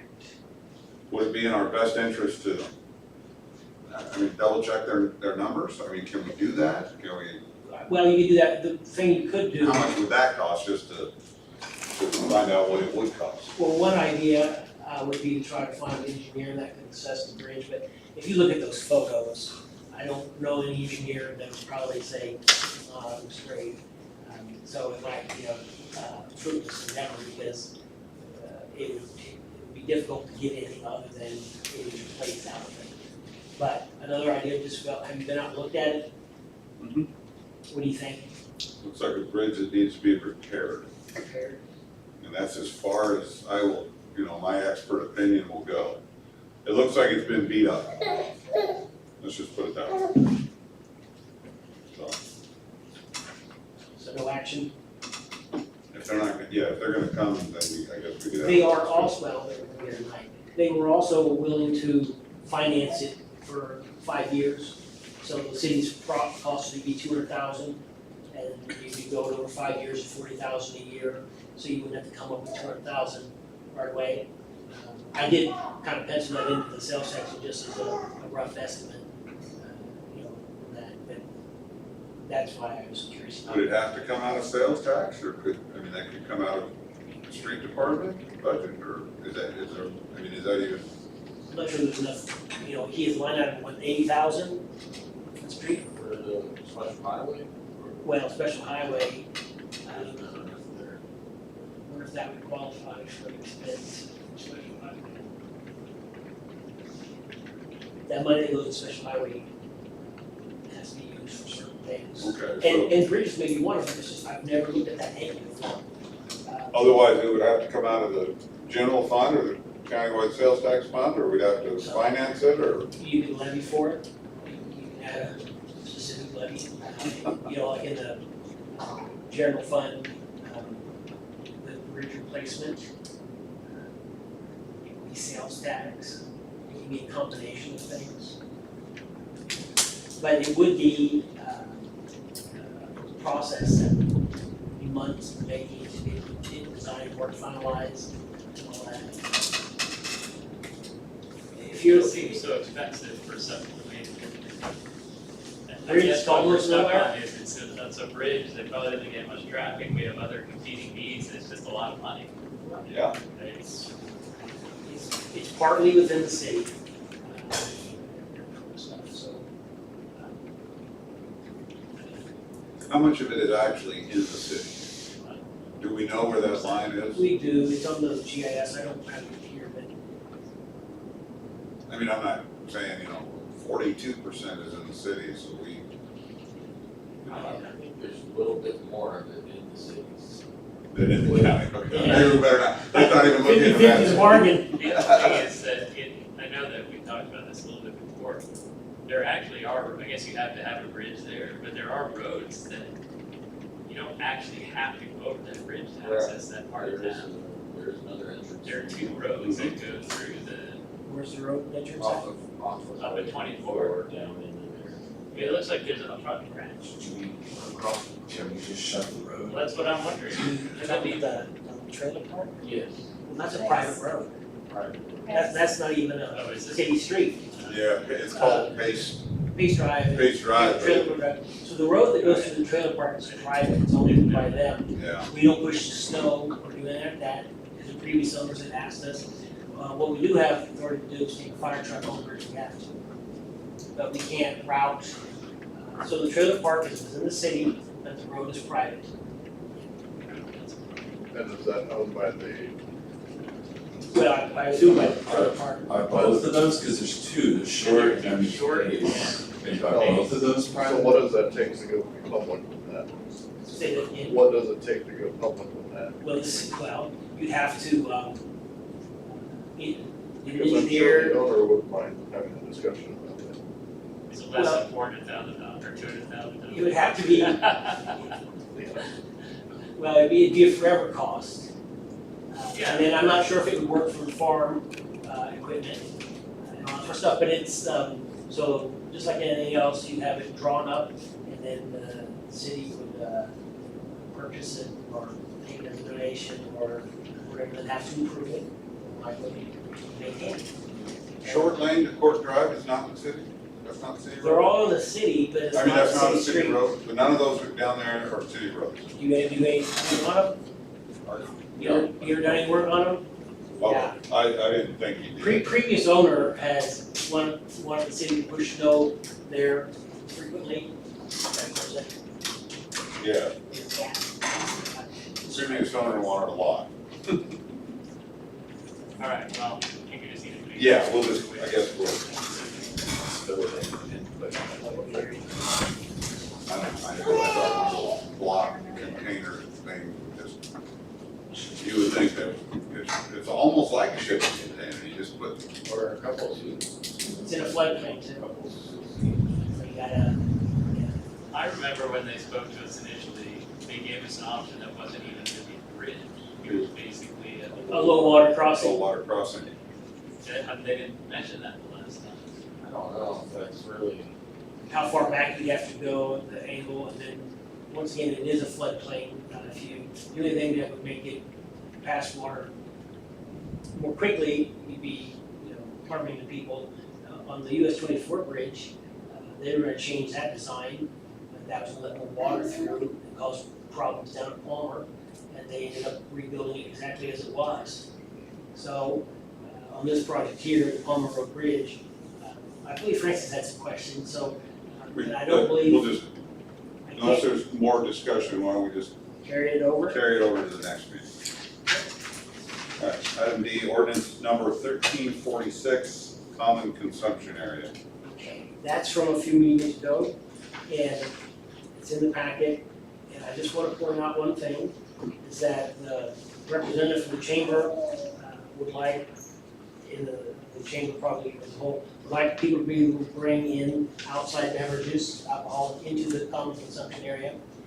The issue the city attorney had with it is that a licensee within the common consumption area, when people leave their premise with beverages, it has to have their logo on it. If you're allowing people to bring stuff in, you don't know if it came from a licensee or they just brought it in. Having said that, you can adopt it as requested. I just have to change it so that the common consumption area, people can bring stuff into it. The city attorney just reminded everyone that people would have to bring it in closed, because otherwise it's going to be containers and that sort of stuff. Is there, because first of all, I would argue we would know that they brought it in because it would not have a marking on it. So that would be the indicator. Yeah, but so someone that could go out of the licensee without a marking on it, they get something that's not in their logo, we would know if it came from their license. You know, you're assuming, go ahead. I'm sorry, I don't care where it came from, as long as they abide by the law of the open Right, I'm container. just wondering what is he concerned about, some kind of, Well, so if the licensee did not have everything that they wanted people to take out with a logo on it, say they had bottles of beverage, and you just walked out with it, there's no logo on it, you know, someone snuck out or whatever, and it caused some problems, you couldn't see where it originated from. So, but I'm telling you, you can strike that part of it, as far as the, periods, so sorry. Where, that was in, signage, mark.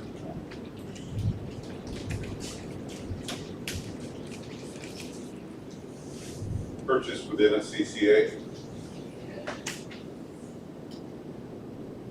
no.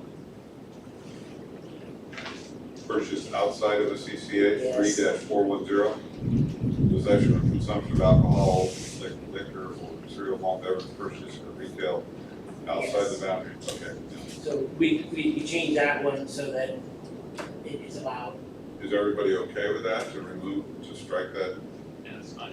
And then I had also thrown, because I looked at some other ones, I also threw the one in there at the bottom of 3-407 about glass containers. If you don't want that in there, you can strike that out as well.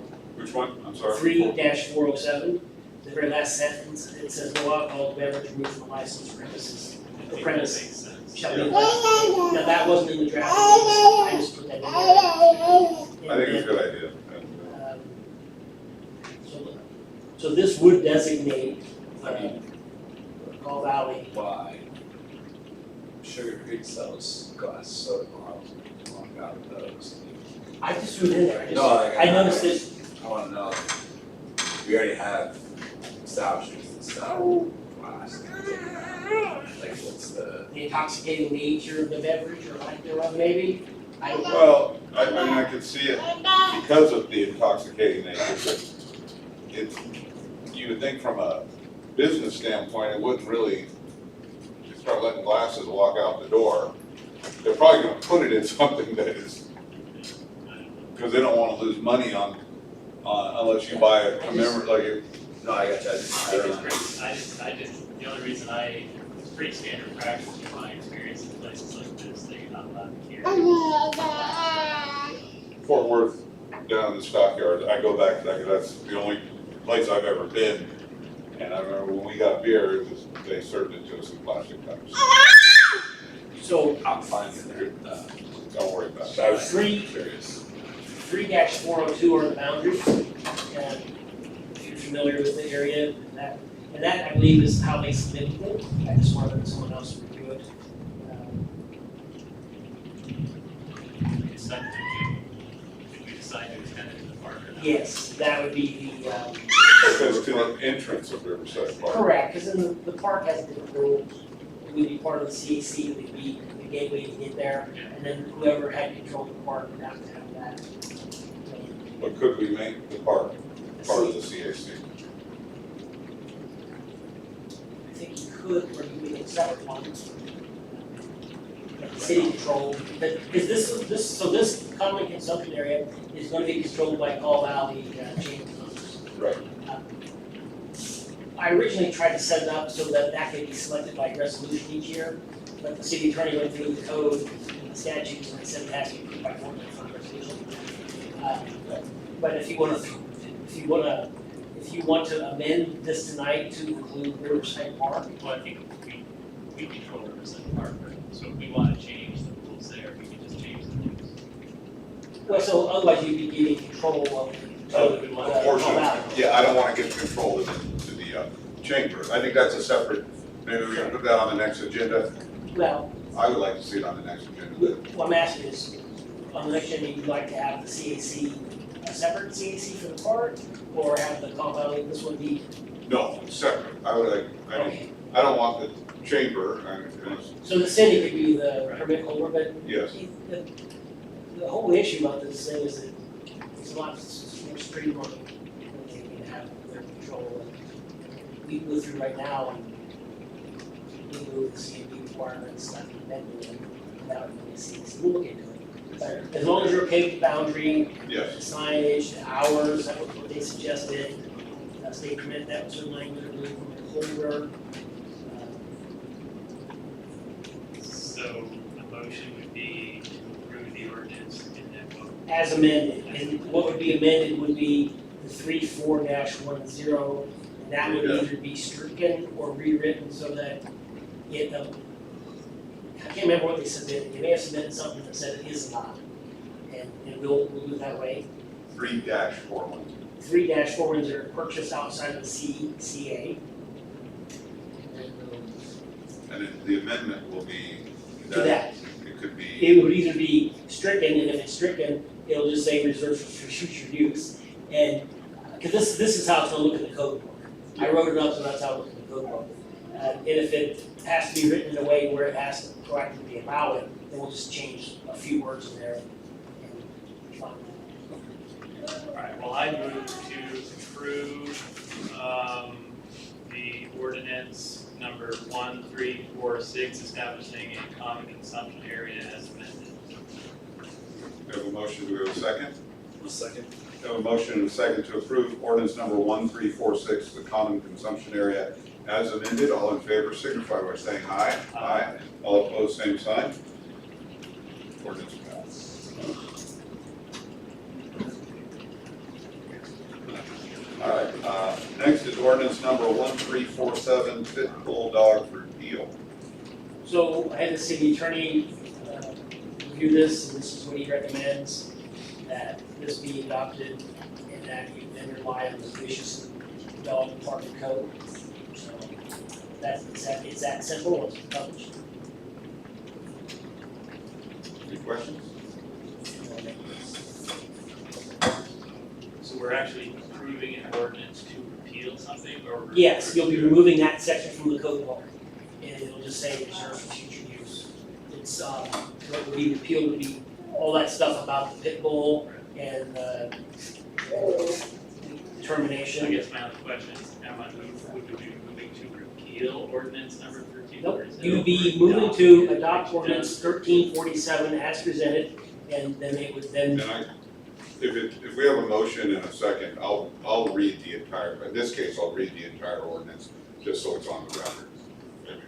I would be comfortable. Well, I move to approve ordinance number 1347 as presented, repealing the provision for pit bull dogs in the ordinance. We have a motion, do we have a second? A second? Second.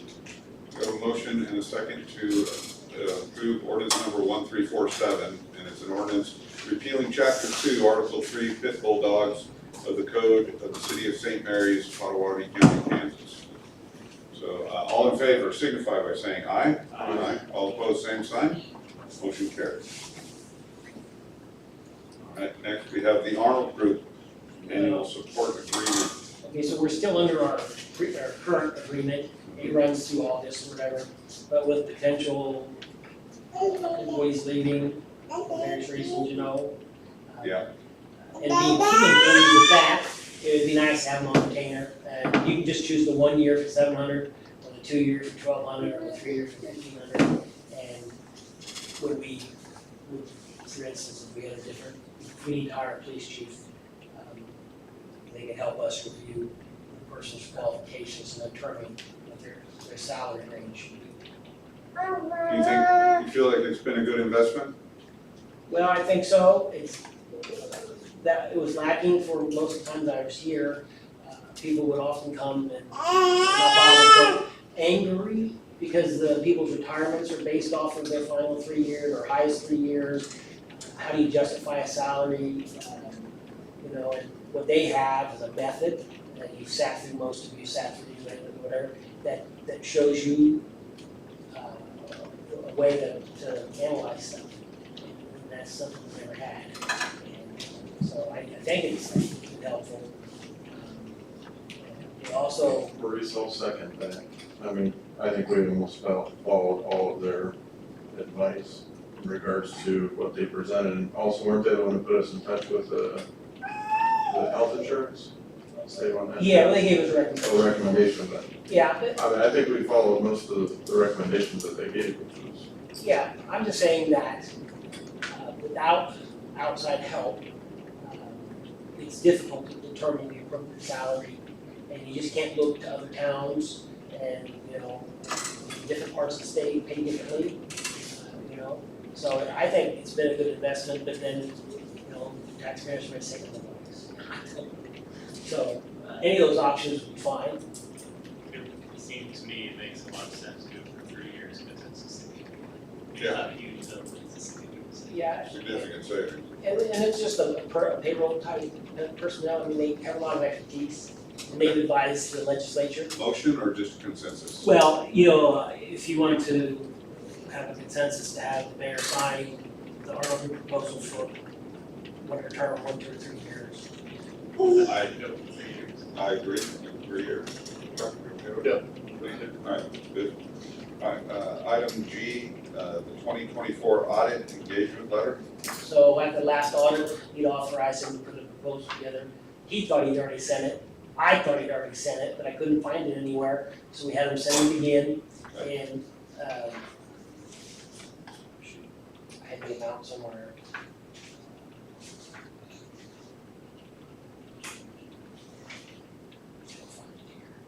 But regardless, it's gonna be a similar cost no matter who you use.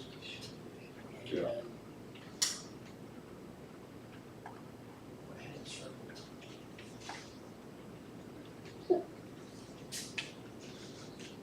What's 10,000 something? All right, 10,250. Yeah. 10,250, right? And so this year, last year, we split the cost with the utility, electric, and half of admin. So if you look in the admin part of the budget, you wanna know how this year's numbers were lower than the previous year's numbers, because $5,000 was taken out for the audit and charge to utility. So consensus or motion either way, Consensus, everybody okay with it? as mayor signed it. Alright, and then the item H is the 2025 budget. Alright, so in the packet was a draft budget. And we decided not to have a work session at the end of June. 2 of the commissioners were gone for sure, I think the third might have been. Yeah. And so I put a draft one together. There's clearly no interest to have a work session on the 9th. By the 20th of July, which may be the 27th, well, I'd asked. Well, we could have a work session, Matt just won't be here. Well, or you could have one prior to. Go ahead. Okay, how about prior to, do you think it, 6 o'clock. yeah, I mean, cause we got, I think it might be worth having a 60-minute work session so that I do too, go I through would the like to. nitty-gritty. Because what input you wanna have is on the sales tax estimates. Yes. You know, because that makes a difference on the real levy for sure.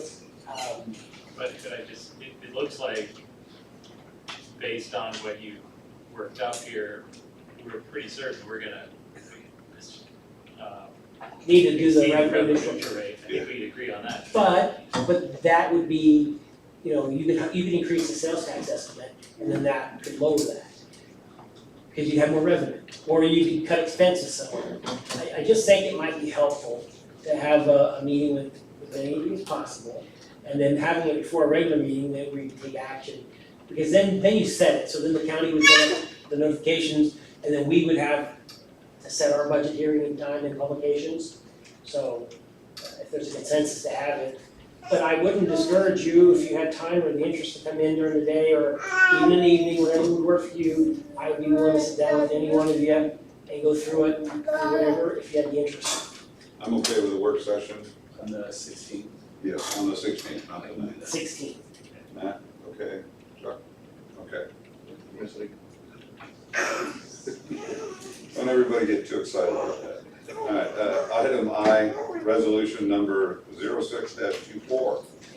So I've been waiting for the city attorney to make it count, because to review these properties, because there's been some activities there. So I'll just cover some of them that this resolution doesn't necessarily affect. So he believes down in that trailer area of the park, those buildings there can be addressed through the regular nuisance and not a major structure. So we'll be taking those up again. So across the street, there on 24, he believes the golf cart property or car property is still in violation, and that's what this resolution would do. I asked him, since the other one was so old and stuff had been done, that we should do what he agrees. You adopt it, it gets published in the paper, we'll give him the notice, it shouldn't be that difficult.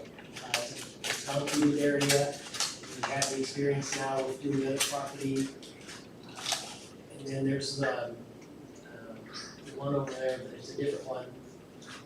We call it Tent City, Bob, but that's Blanca.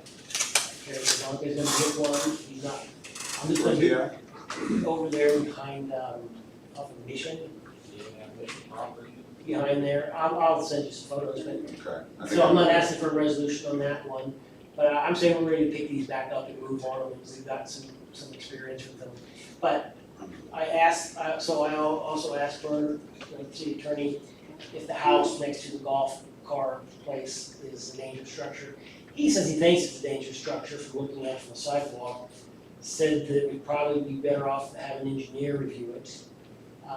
But he won't let us in, right? No, yeah, he wouldn't previously, but I could ask Pat Cox or someone from BG that, you know, this free consultation like all these folks would do, if they had a structural engineer that would come out and say yes or no, because they pass through here a lot, that they could just say yes or no if they could determine whether it was, and we still have to pay them, mind you, and they'd have to do a report, but if they could do it from the outside only, because the roof didn't collapse and in the front, it might be able to determine that it is a dangerous structure without going into it. If he says he needs to go inside of it, well, then that would require a warrant, the city attorney said. And that sounds extreme, but keep in mind that the surplus store was completely leveled and done away with, because it was a hazard. Now, obviously, that was a different type of hazard than this, but it, also on this, before we do the resolution, should I inquire with the structural engineer about the ability to make a determination without entering the house and then come back with a report?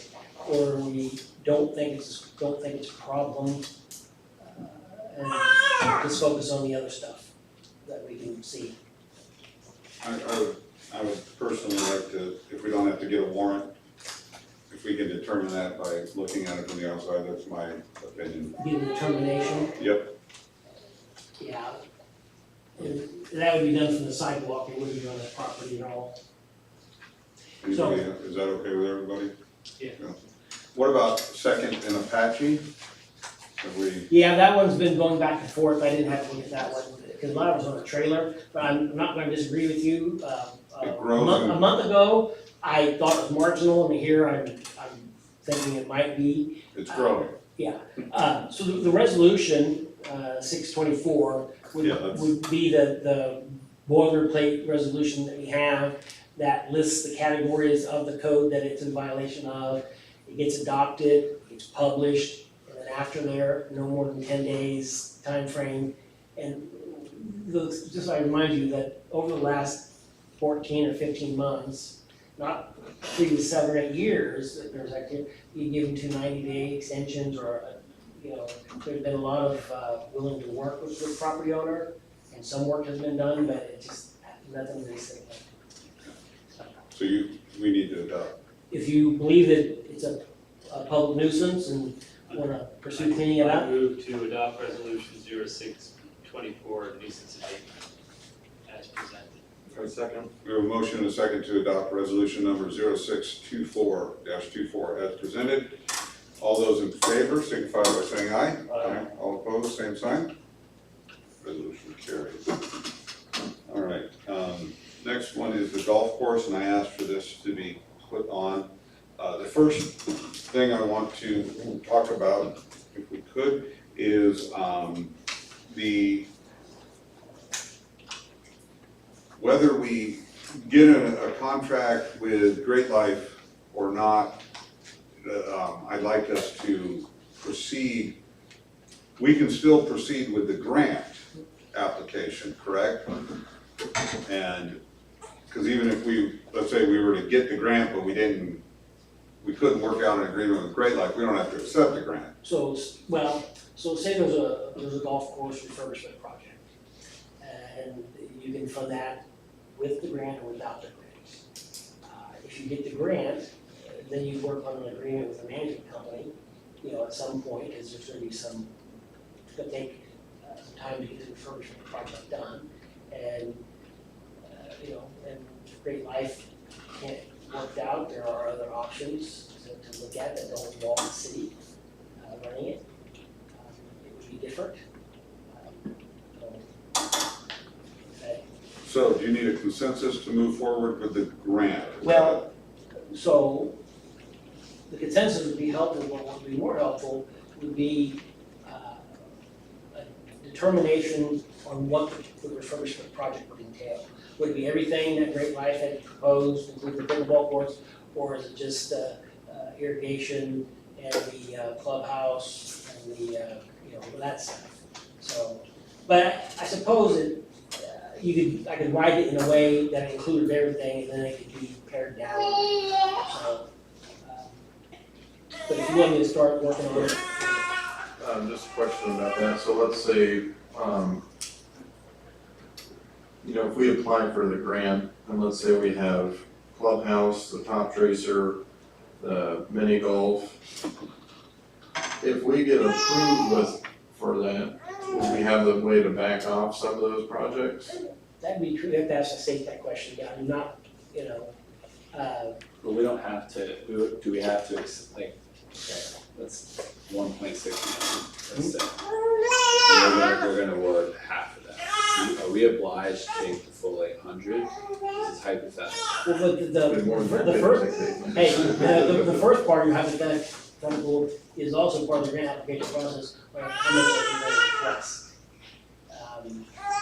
So it has to be money that has projects that haven't started. It doesn't cover any of that kind of stuff. But any of the nuances, we're just gonna learn as we go, because I've not done one of these before. But we did, Bob or Steve, or years ago, got the tennis court, because it was the same grant application. Well, could you start that process of asking those questions then, at least to? Yeah, I had put together a list some months ago, and I just put it on hold for a number of reasons. But now that the budget is kind of hacked out, I can focus on it. Because not to bring back up insurance, but in this budget, I estimated our property insurance renewal at 25% increase, health insurance at 20%. It's gonna go up. We don't know what it's coming back at. There's this issue we had that the company that we're with were basically, so our insurance for property insurance renews on April 1st. It didn't renew this year on April 1st because there's problems with the renewal. And we've got this extensions keep going as long as this Casey's open. So, this thing hasn't been decided, the bidding, we may be switching companies for whatever reason, and that, everything's it's so not gonna be like complicated, last time though, right? everything is so complicated, and I don't wanna, at some point, we'll have to have the Charleston and Wilson folks up there give you an explanation on the situation, but If we get back to this golf. Yeah, thing, so- I guess my thing is, if we haven't determined that we definitely want to refurbish the golf course, why would we be applying for the grant? I understand, I think it's important to know if we can get the grant to help us decide if we want to refurbish the golf course. I think that's kind of the question we're asking. Can we ask if we can get the grant simply as something that will help us decide whether or not it's worth trying to refurbish the golf course? That's my fundamental question with the order. I understand what you're saying, Matt, I agree with you. And that's kind of taking me to my next part of what I wanted on the agenda. One second. So, a few weeks, about, I don't know, maybe a month and a half ago or a couple months ago, Nate and I met with Rick Ferrant. We presented him with numbers, which I believe Nate has shared with you, Maurice, that it was a month and a half ago, Yeah. I mean, I would, I'll have it. so Rick was very, the numbers that we presented to Rick thought they were, I'm not gonna say spot on because he doesn't know what the numbers will be spot on until after the first year of operation. But he thought they were really good. The estimates were really close to what he was considering as well. I have since had a couple of email back and forth with Rick.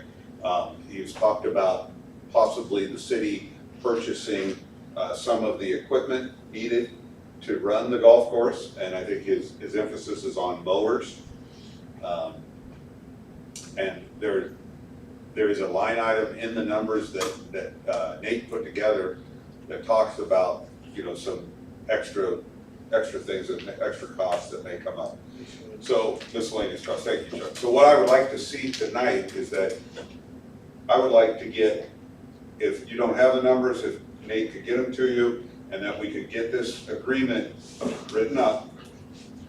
I wanna keep the franchise fee in, because he will not, Great Life is not interested in running the golf course if there is no franchise fee agreement.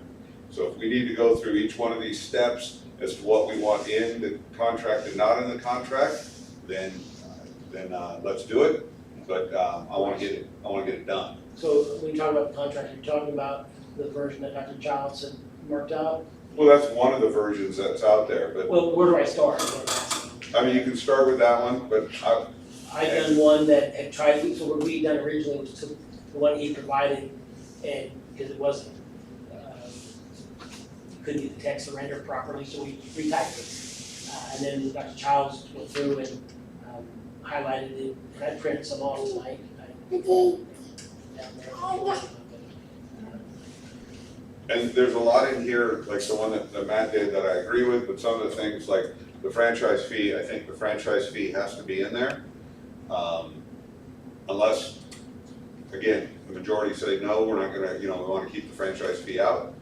I wanna keep the franchise fee in. There's also, when we talked to Rick, we had proposed to him, and he was very open to this, was writing it up in such a way that on the front end, the first year, maybe even the first couple of years, where we would get a much larger share of the projected revenues. And then subsequently on the back end of the contract, it would revert back to where they would get a larger share. And he was very open to that as well. So I'd like to see that wording in the contract. I would like to see, not to your point, I don't know if, I think you would put in an edit about they pay us first. Like to make sure that. We just need to be, whatever we owe, which is tied to whether or not we have a grant Right. annually, is what we need to ensure. Yeah, I mean, I don't know how to go with that, but I would like to see it, Maurice, I don't know if you can tell us, like if, again, hypothetically, I just wanna stress, this is a hypothetical situation, so this is taken out of context. If we were to open, let's say in July of next year, when would that first bond payment be due? So, because we wouldn't have a full year of operation, technically, hypothetically. But what I'd like to consider putting in there is, we know that first year or half year, first year and a half, that they would make sure that payment is done well, things get well, they are getting up and running and working out the kinks, figuring out the process if there is. So I would like to consider putting something in there where maybe it's, yes, we need the debt paid, but for that first year or whatever that time period is, where they do help us cover that if for some reason the revenue isn't there. But my whole purpose in mapping this out was to try and not sign us up for something that can't be paid. And to your point, Matt, it does hinge on the grant. So if we get 0% of the grant, then this looks a lot different, I think. And I don't know actually if it looks like anything at all, to be honest. I mean, that would be a substantial, potentially, it depends what we want to do.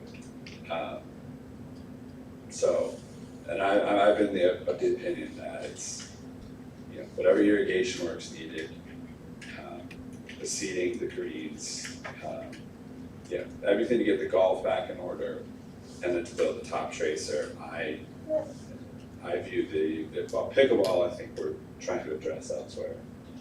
And the mini golf, I think I would like to see the top tracer and the golf course go first, and if there's a scenario where that's working, great. And then we look at mini golf as a phase 2 prospect, but I don't view that as a immediate project, and so happy to get these numbers beat up by you guys. Maurice, I know I sent it to you, I don't know if I got it to everyone else, but this is just my initial pass at it, and I think the estimate that I've come up with is substantially less than what that initial one from Mammoth was. Which, again, if we can get the grant, it would become even less, so. Yeah, and I'm fairly certain I didn't circulate any of your estimates in there. If you want, I can resend it to you. send it to me again, so it'll be a fresh email date, and then I will put it in the next packet, but also give it to them, I can't be Go ahead, Jeff. doing all the, Yeah. Nate, real quick, the numbers, was that what you shared with us a couple months ago, or is that been updated? No, it was just, I sent it to Maurice, and I didn't wanna send it to anyone else, so I sent it end of March, actually. I thought you did print it out, at one point, and give it to us, but, it could have been, but I wouldn't have emailed it out without it. no, I think it was a physical copy, but I can resend it. What is that, is the number been updated from that? No, it's the same. Yes, Jen? I have a question. You sent out a survey last summer and you had pickleball, mini golf, top tracer, regular golf, question to all the taxpayers in town. And I thought it was like 60% said, yes, we want this. Yes, we would, be okay with that. Why are we still questioning whether or not we're doing that? Number one, I heard Nate say we're gonna like nickel and dime and get rid of mini golf, maybe pickleball down here, whatnot, like, why are we still questioning what the people wanted? Thank you. No, so if you wanna add, but, That was my thought, just getting it going, but, Cause I can talk I about wanna phase two. see a place to take my family on Sunday, so I don't wanna lose mini golf, I don't wanna lose anything that you presented initially. And I haven't been able to follow the meeting, so I apologize in that regard, like I haven't seen. Also, I have a question, like, sometimes there's stuff you're talking about that we don't have access to, so it's hard to know what you're actually talking about, like the new proposal or whatnot, but is it possible for the public to have that information? it would all be put on the website. So the information is on, there's a public packet and then there's a commission packet. And so the stuff that would be in the commission packet would be documents that have estimates that can't be released to the public, or like the contract with Delta Signs. Once it's signed and acted upon, then it can be a public record. Curious, why can't estimates be released to the public? Because you don't always act on them, and they carry it over, and then if it ever But knows. as a public person, why can't we know what the estimates are to know what, like, they should do? Because they'll carry it over, and then in the meantime, people know each other's bids, and it could cause problems. It could, if we have estimates out there and they're from private companies that, you know, another company will see that and say, oh, okay, I just gotta, if they're gonna bid $1,000, I just gotta come in at 900 and I'm gonna win the bid. So we want 100% trust that you're gonna do what the community wants. And we did a survey that 60% of us, I think, 65. 65% want what you proposed last year, and we're still questioning whether or not to move forward. No, so as far as the pickleball courts, I don't want to include them at this point because we have a very, what I think is a very strong proposal to build our own in the park. And I'd like to see us do that. I'd rather see the golf course get that finished and then adjust the park. Well, okay, that's fine. And then, like what Nate said, with the mini golf, and again, this depends on how much of this, if we can qualify for this grant. We're not saying we're against the mini golf. We'd like to get the mini golf in there. I know Great Life would like to get the mini golf in there, but maybe that's a project we get in phases, and we do get, because I'm tired of waiting on the golf course and the top tracer. So why Those are can't the we, two key elements to this entire project, in my opinion. why can't we just do it all? We could. Not in phases, I'm just curious, because I missed meetings, I'm No, sorry. No, you're fine. We could do it all at once, and it may be feasible that we do it all at once. I'm going to, hopefully in the near future, propose that we, earmark money out of our countywide sales tax fund to go specifically to our parks and to help pay down the debt at the golf course. But what I wanna get going now is a contract. I wanna see a contract written up that I can present, or that we can present to Great Life, Topeka, and see if they wanna go into business with us. Or go into business where they run the golf course and we don't have to do the business So with them. is it impossible for them to still include mini golf? Is it impossible or Yeah, possible? because like for me as a family, No, it's, I want dad to go golfing, I'm taking my kids mini golf. that's fine, and that's not impossible. impossible. Not impossible at all. It's just one thing that Nate had proposed, but it's not the finished Like, product. don't mix it, please. 'Cause Okay, I twice now have done it for 4th of July, we rented a mini golf. And this 4th of July was, sorry, a bomb, but it's partly Another story. manager stuff, whatever. But I still sold about 100 rounds of golf.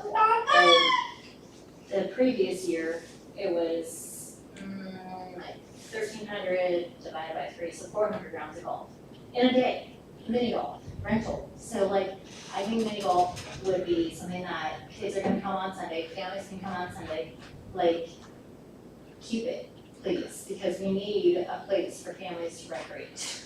So don't mix it, thank you. otherwise you're losing us to Manhattan, Topeka, we can't even go sometimes, so, TV, like, we don't want that, we want mini golf. Okay, Sorry. thank you, Jenny. So, and I don't know if you just need a consensus, Maurice, but I'd like to see, I wanna get this contract, some version of the contract written up to be presented to the commissioners, and then we can decide whether or not we wanna present that to Great Life. Yeah, you can just direct me to do it, I don't think you need to have a consensus, you can have them vote if you want something in there, but you can just. I would like a consensus, is do we want a contract written up, given the information that we provided to Maurice? Which was front loaded on the payment, pay city first, total cost of the bond payment or whatever, and then, Well, that's what I had. Pickleball, no, I mean, I would Franchise say, fee, the franchise fee needs to stay in as far as I'm concerned. well, I would consult you if there's, Okay. Is everybody okay with that? Matt? This is just another draft of a theoretical thing that we might agree to present to one company, even though we've not asked other companies if they're interested in this. That's Okay, well, okay, so then that's fine, let's. we don't have to discuss it any further. No, I'm not agreeing to the golf course, but I can agree to having something else to look at. Let's, I do want to discuss it further, if that's okay. And I would like to, I want to get it out there once and for all. Now, if we do an RFQ or RFP for who does the actual construction of the golf course, that's fine. But I want to get it on the record right now that I am not in favor of doing an RFP or an RFQ for companies that want to come in to run the golf course. I think we go with Great Life Topeka, and the reason being is the portion of this project being, which is the Top Tracer Golf, is we can only get it through Great Life, and so I would like a consensus at a minimum to say that we are going to put a contract proposal together that only targets is set for Great Life Topeka and nobody else. We don't need to go through we are not required to get RFPs from for other companies to run it. We've got a company that we know has a proven track record of success, and I would like to go with them exclusively. So I don't know if you want a motion on that, or if you want. Well, I'm not gonna agree to that, but I'll Okay. agree to a draft that we could consider. Okay, well, that's fine, but I want to say that the only, right now, nobody else has come forward to say, hey, I want to run a golf course in St. Mary's. And I just want I want this contract to be written in such a way that it's exclusive to Great Life Topeka. That's the way it's always been written. Well, I don't, okay, so then, that's fine. We don't We're need to just get an revising what was RFP. already, that's all we're doing. Just updating the contract, but we don't need to put out a request for proposal or request for qualifications for anybody else to run the golf course, is what I'm saying. So what I'll do is, I'll start from the draft that Great Life had provided, and in there, written the highlights of questions, of this needs to be looked at, but I can insert the feedback from tonight, and then if there's something else that needs to be stricken, we can do that when it's reviewed, so. And then I will do it and see, because there's some points in there. Again, this is a year and a half almost that we're discussing what we're going to do next. And it's very frustrating. I hear from a number of people, every week I hear from people asking me the same question. When's the golf course gonna get done? When's the golf course gonna get done? So I think we have been dragging our feet way too long on this. If the question of financing, how we finance it, if we can issue bonds, we can, go that route. You may. We will get those bonds paid off if we have to do it. Hopefully it can all be done through the revenue that we will share, the profit sharing that we will go get into an agreement with, hopefully with Great Life. And we can get it all done that way. If the grant is there and it's available, I wanna do it, I wanna get it. And if we have to look at other ways, from the way we write up the contract to also using other sources of other money to pay down that debt, then I'm gonna propose that as well. What's the, I do want to move past this, and from my point of view, we did an RFP for the golf course, and Great Life was one of the participants, and so, from my perspective, this isn't some company we're pulling out of thin air to start negotiating with. We've asked them for a proposal for the golf course before, and they were one of the respondents. So I don't have any qualms about working with Great Life. I just want that on the record that I don't believe this is a problem working with them. We've already get a proposal from them, they've revamped it. They have a new offer, a better offer than what was originally proposed, so, I don't see, I feel like at this point, it would be doing it just to check a box that we've already checked, and, I wanna know if there's, we can do this. And the only way to do that is to work on a potential business deal with them, and if it falls through, and we pivot to something else, but, from my perspective, we've already done the RFP, and, I would rather not keep bringing this up if that's a barrier, so. All right, Alright, okay. Any other questions on that or comments? All right, the item that I asked to be put on, the Armory rental agreement parking lot. So this past Saturday, when they had the 4th of July festival in the park, if I remember correctly, when they were, during one of our discussions with the organizers of that event, we talked about the fact that the Armory had been rented for that day. And we also talked about the parking lot just directly to the west of the Armory across Fifth Street, that would be used for the people who rented the Armory. And so it wasn't. Now, I don't know if that was something because we as a city should have put up barriers, or the people that rented the Armory, if it was their responsibility to go out there and tell people they couldn't park there, or if it was the event, people that ran the event, if they should have been the ones. But regardless, the people that rented the Armory, I spoke to them, and they were upset. They weren't overtly angry or anything like that, but they were upset that they had guests that were parking 4 or 5 blocks away to come to the event. So, I told them that I would bring it up. They made an announcement at the event. I don't know if anybody moved their cars or not. I made the police chief and the police officers there aware of what was going on. I didn't ask that they take any enforcement, like towing or anything like that.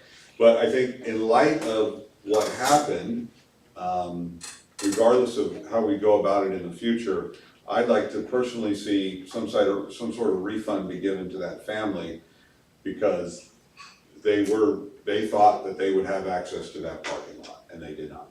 Not one single spot, they said, was available when they got there for their reception. you're looking for a total refund? I would say a total Partial? refund, but I mean, that's up to the commissioners as a whole, and my thought would be a total refund, because I think ultimately, we, the city, blew it. And I'm not trying to point fingers at anybody, Bob, or but we should have put some kind of barriers up, or some kind of no parking sign, reserved for this event. Because I thought it was pretty clear when we had that discussion with the group that that's exactly what was gonna be the case. So I don't know, that's kind of what I think on it. I don't know if what everybody else thinks, but I think they should be refunded their money, if not in total, maybe.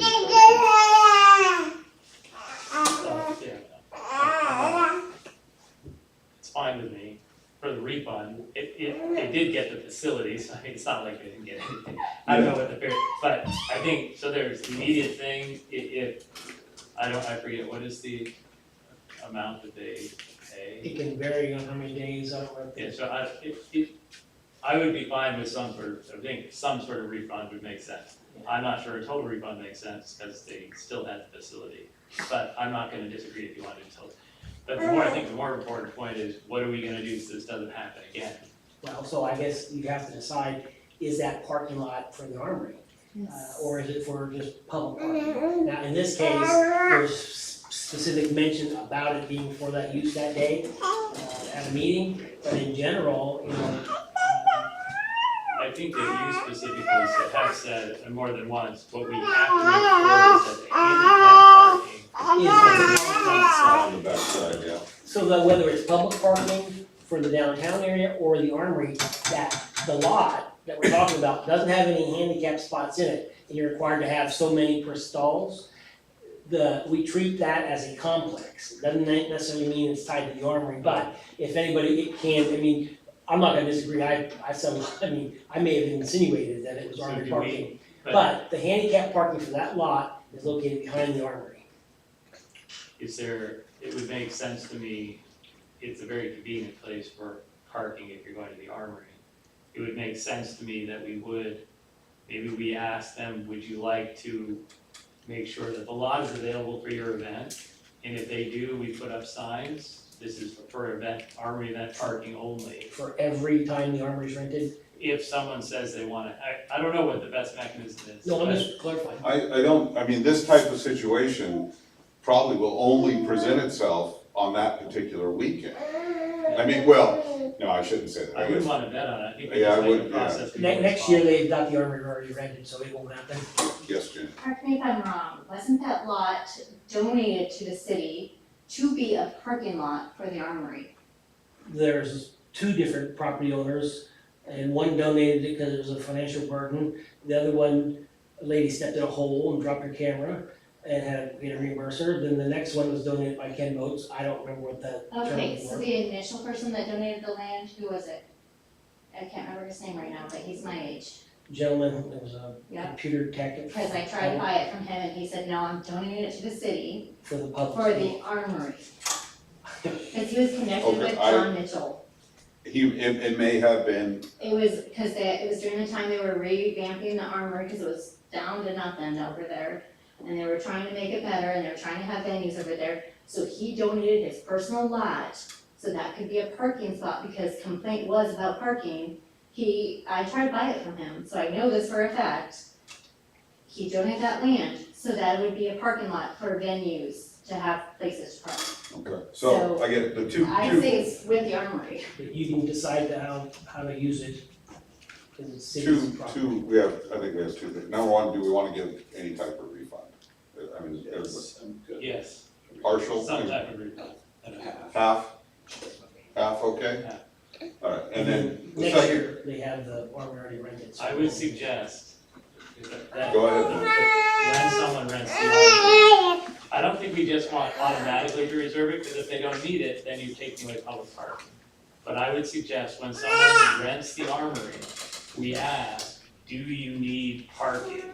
And if they do, we put, I don't know, up something, I don't know what you would, at the entry, I don't know what you would do. There are two entries.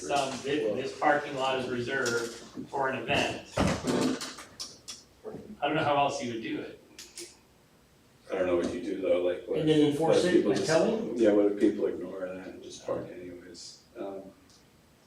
Well, if they know that it's Armory parking. army parking, they could be towed. We could put permanent signs up. Yes, Teresa. I was gonna say, couldn't you have one of those like how the church picnics have sometimes, where just those, boards that, you know what I mean, Bob? Like, to me, it looks like a whiteboard where they just say, you know, church picnic tonight or whatever.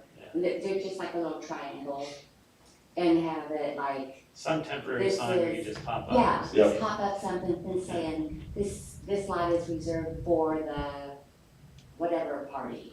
Or just for, I would say it's just general for armory parking until whatever today.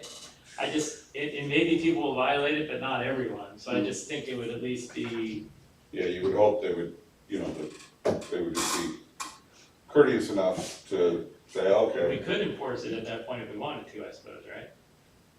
And I'm I not, think temporary would work, cause I know during the week, I mean, if we say armory only. And we don't wanna do that. There's people who park, I park there sometimes. yeah, that work downtown, a lot of people park there. That's why I even say on the request form, if they expect most people, for whatever reason, are gonna want, and they don't want it, we should leave it open as much as possible. If you wanna reserve the parking lot for Right. whatever. No extra fee, but just we know to put the signs up. Yeah. Okay, Can we do that? You betcha. all right. Can you do it enthusiastically? I mean, you I'm not see, sure it's an actual problem, the parking issue. I mean, the one episode it was, but if we're gonna be putting up signs every weekend for people to stay out of there, that's fine. I just don't know how effective it'll be. But you've asked, we'll do it. okay. Any reports? Yes, Bob? You wanna talk about the oiler? Well, I don't know what, it's got some issues again, I think I told you that the last meeting. So- Something's leaking. So last year, we had a discussion about whether we should try to contract out the street work each year, or buy a new oiler. The numbers came back rather high on the street work, outsourcing it. $275,000 for the new oiler, Yeah, the budget figure. or you could find a small, cheaper one if it was used. Awesome. So during the budget, what I wanna talk about is that, making that decision, How, go ahead. how much was it to contract it out again? Do you remember what that, We don't remember, but it was rather stunning, was it? It was more expensive than we thought. yes. Maybe Bob, we 6 could put months. those numbers together again, Bob, and have them reevaluated?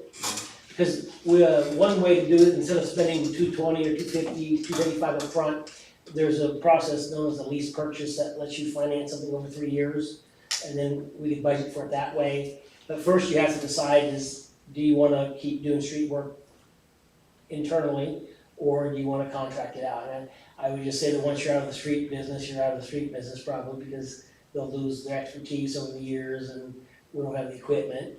But that's one of the things that we're having this budget meeting about, was to get to the bottom of that. I would like to see, and I'm sure you're probably gonna put them in there, the numbers difference between a used product and a new product. It seems like we bought a used product the last time, right? Or, For the oil? yeah, Well, the truck was used, but the oil, tanker and everything was new. and how long ago was that? That was in '99, and the truck is in '93. And so the Well, next, so we did get quite a few good years out of it. the next item on his budget would be the rubber tire roller, which is the part of this street process. Yeah. And he goes, if we're not gonna do street, then we wanna buy the rubber tire roller, but if we don't have we buy the rubber tire roller and we don't have the oiler, then we're just sitting on it and trying to resell it, we probably lose some money on that, but anyway, that's one of the reasons we wanna talk about the budget during our work session, is to get that particular issue addressed, and then you have to decide during a regular meeting, but you wouldn't have to necessarily decide at the regular meeting, you know, we can move forward or whatever, so, we have that. We did the water, every 3 years, we did the inspection of the water, we're fine. We scheduled a cleaning of the new ground level storage tank. We entered into an agreement with Pittsburgh Tanking Tower for $3,745. We did okay on our water inspection. The dam safety inspection report has been submitted to the state. That has to be done every 3 years. It's a triennial inspection. I think we're good on that as well. At the last meeting that was canceled, would have been your opportunity to approve the fireworks permit application for RADA, but since he provided the proof of insurance and the fire chief reviewed the inspection, we didn't see any issues with it, so something we're gonna make a habit out of. And in the packet was the bridge information. Bob, do you have a C-clip update? Yeah. As you know, they've been milling 63, and they're doing it in 3 different sections. They've got the east side milled, patched, they're working on the center section now. They've got it milled and tearing out the bad spots to patch. And then the next, they'll go to the west, do another line. I believe they're waiting on a railroad agreement because ours expired or theirs did. Correct. Because we put it off to this year, it was supposed to be last year.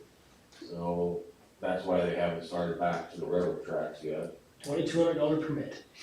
But why the big gaps in, I mean, they milled some and then they were gone. Oh, yeah, I don't know.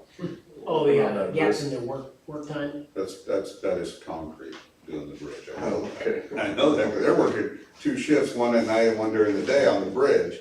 But I don't understand why they, Well, when they started, they said they had 5 open projects in Topeka at the same time, and they knew they were gonna be going back and forth. but is this gonna be the consistent theme here? Like, Well, they are they under work contract. for a couple days and then we don't see them for 3 weeks? So hang on. they've got a limited number of days in which they can do the work. Right, And you gotta subtract rain days and weekends and that sort of stuff. I don't know what the number is in front of me, but they'll get it done because they're not gonna pay it's not a penalty, it's called liquidated damages. And the tricky part about that is you gotta prove that you're a disadvantage, but anyway, they do have signed for a certain number of working days. I understand that, but I mean, again, I hear from people the dangers of pulling out onto Sixth Street from those, side The streets. mailbox got smashed today.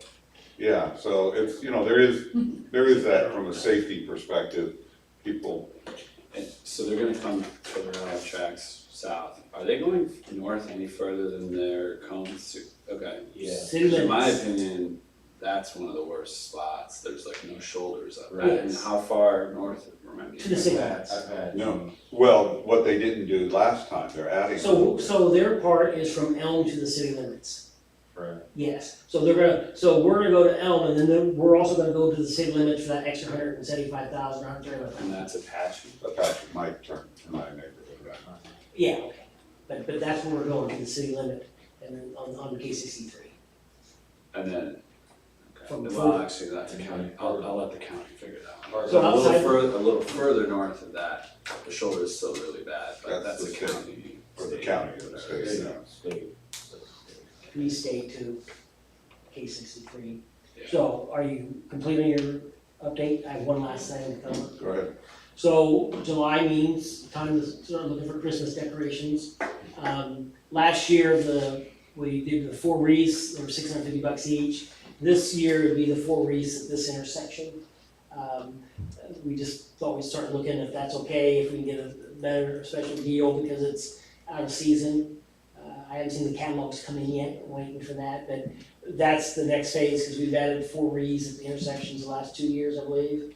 So we do 7th Street, and then maybe next year 2 on 8th, and Grand, and the Academy thing down there, so. I'd like to Alright. see the Noel signs come back across 24th. Well, we have to have poles that would support that, or a lighter Noel, they call it Leon, by the way, so Leon, it's okay to. If you're going the other way, it's Leon. It's okay to get some quotes on Yeah. these wreaths, I appreciate it, that's all I have. Okay. Anybody have anything else? Yes, sorry. No, no. Can I go back to something that was earlier? I just feel like this, storm damage, the insurance stuff might turn into a golf course thing or just drag on. So what exactly are we looking for? I'll tell you what I'm looking for, I just need to be comfortable, I understand who the competitors are before I say I want that one, that's all. And what I learned tonight was, the real expertise we need is their capacity to get an honest answer out of insurance. That's all I'm looking for, I just wasn't comfortable, if you guys wanted to do it on your own, that'd be fine. But I'm not, this is someone's livelihood, I'm not gonna vote for something, I'm just, as I said, I'm sorry, I was looking through my email, I didn't see that stuff, so I. No, you wouldn't, it was all presented. Alright, Yeah, we didn't get it Do you want me to electronic. make you copy? yeah, I'd like to get a read through, I'll stop by tomorrow. I'll make them tomorrow. I think we can come to a conclusion next meeting, but Yeah, I'm really not trying to slow roll that one, I I just really. Well, I mean, it seemed, my point was is that like, hey, we keep moving the goalpost kind of, it's like, let's do it. And my point to that, and just having known the industry, is that if we keep pushing this back, the more storms that I happen. agree with you. So It's- that's my point. Yeah, I don't disagree, I think, like I said earlier, if somebody wants to make a motion or, put one company forward to do some, all, whatever, be the general contractor, then just do it. But I agree with you, let's not keep kicking it down the road. Okay. Motion to adjourn. Mayor, I move to adjourn. A motion, do we have a second?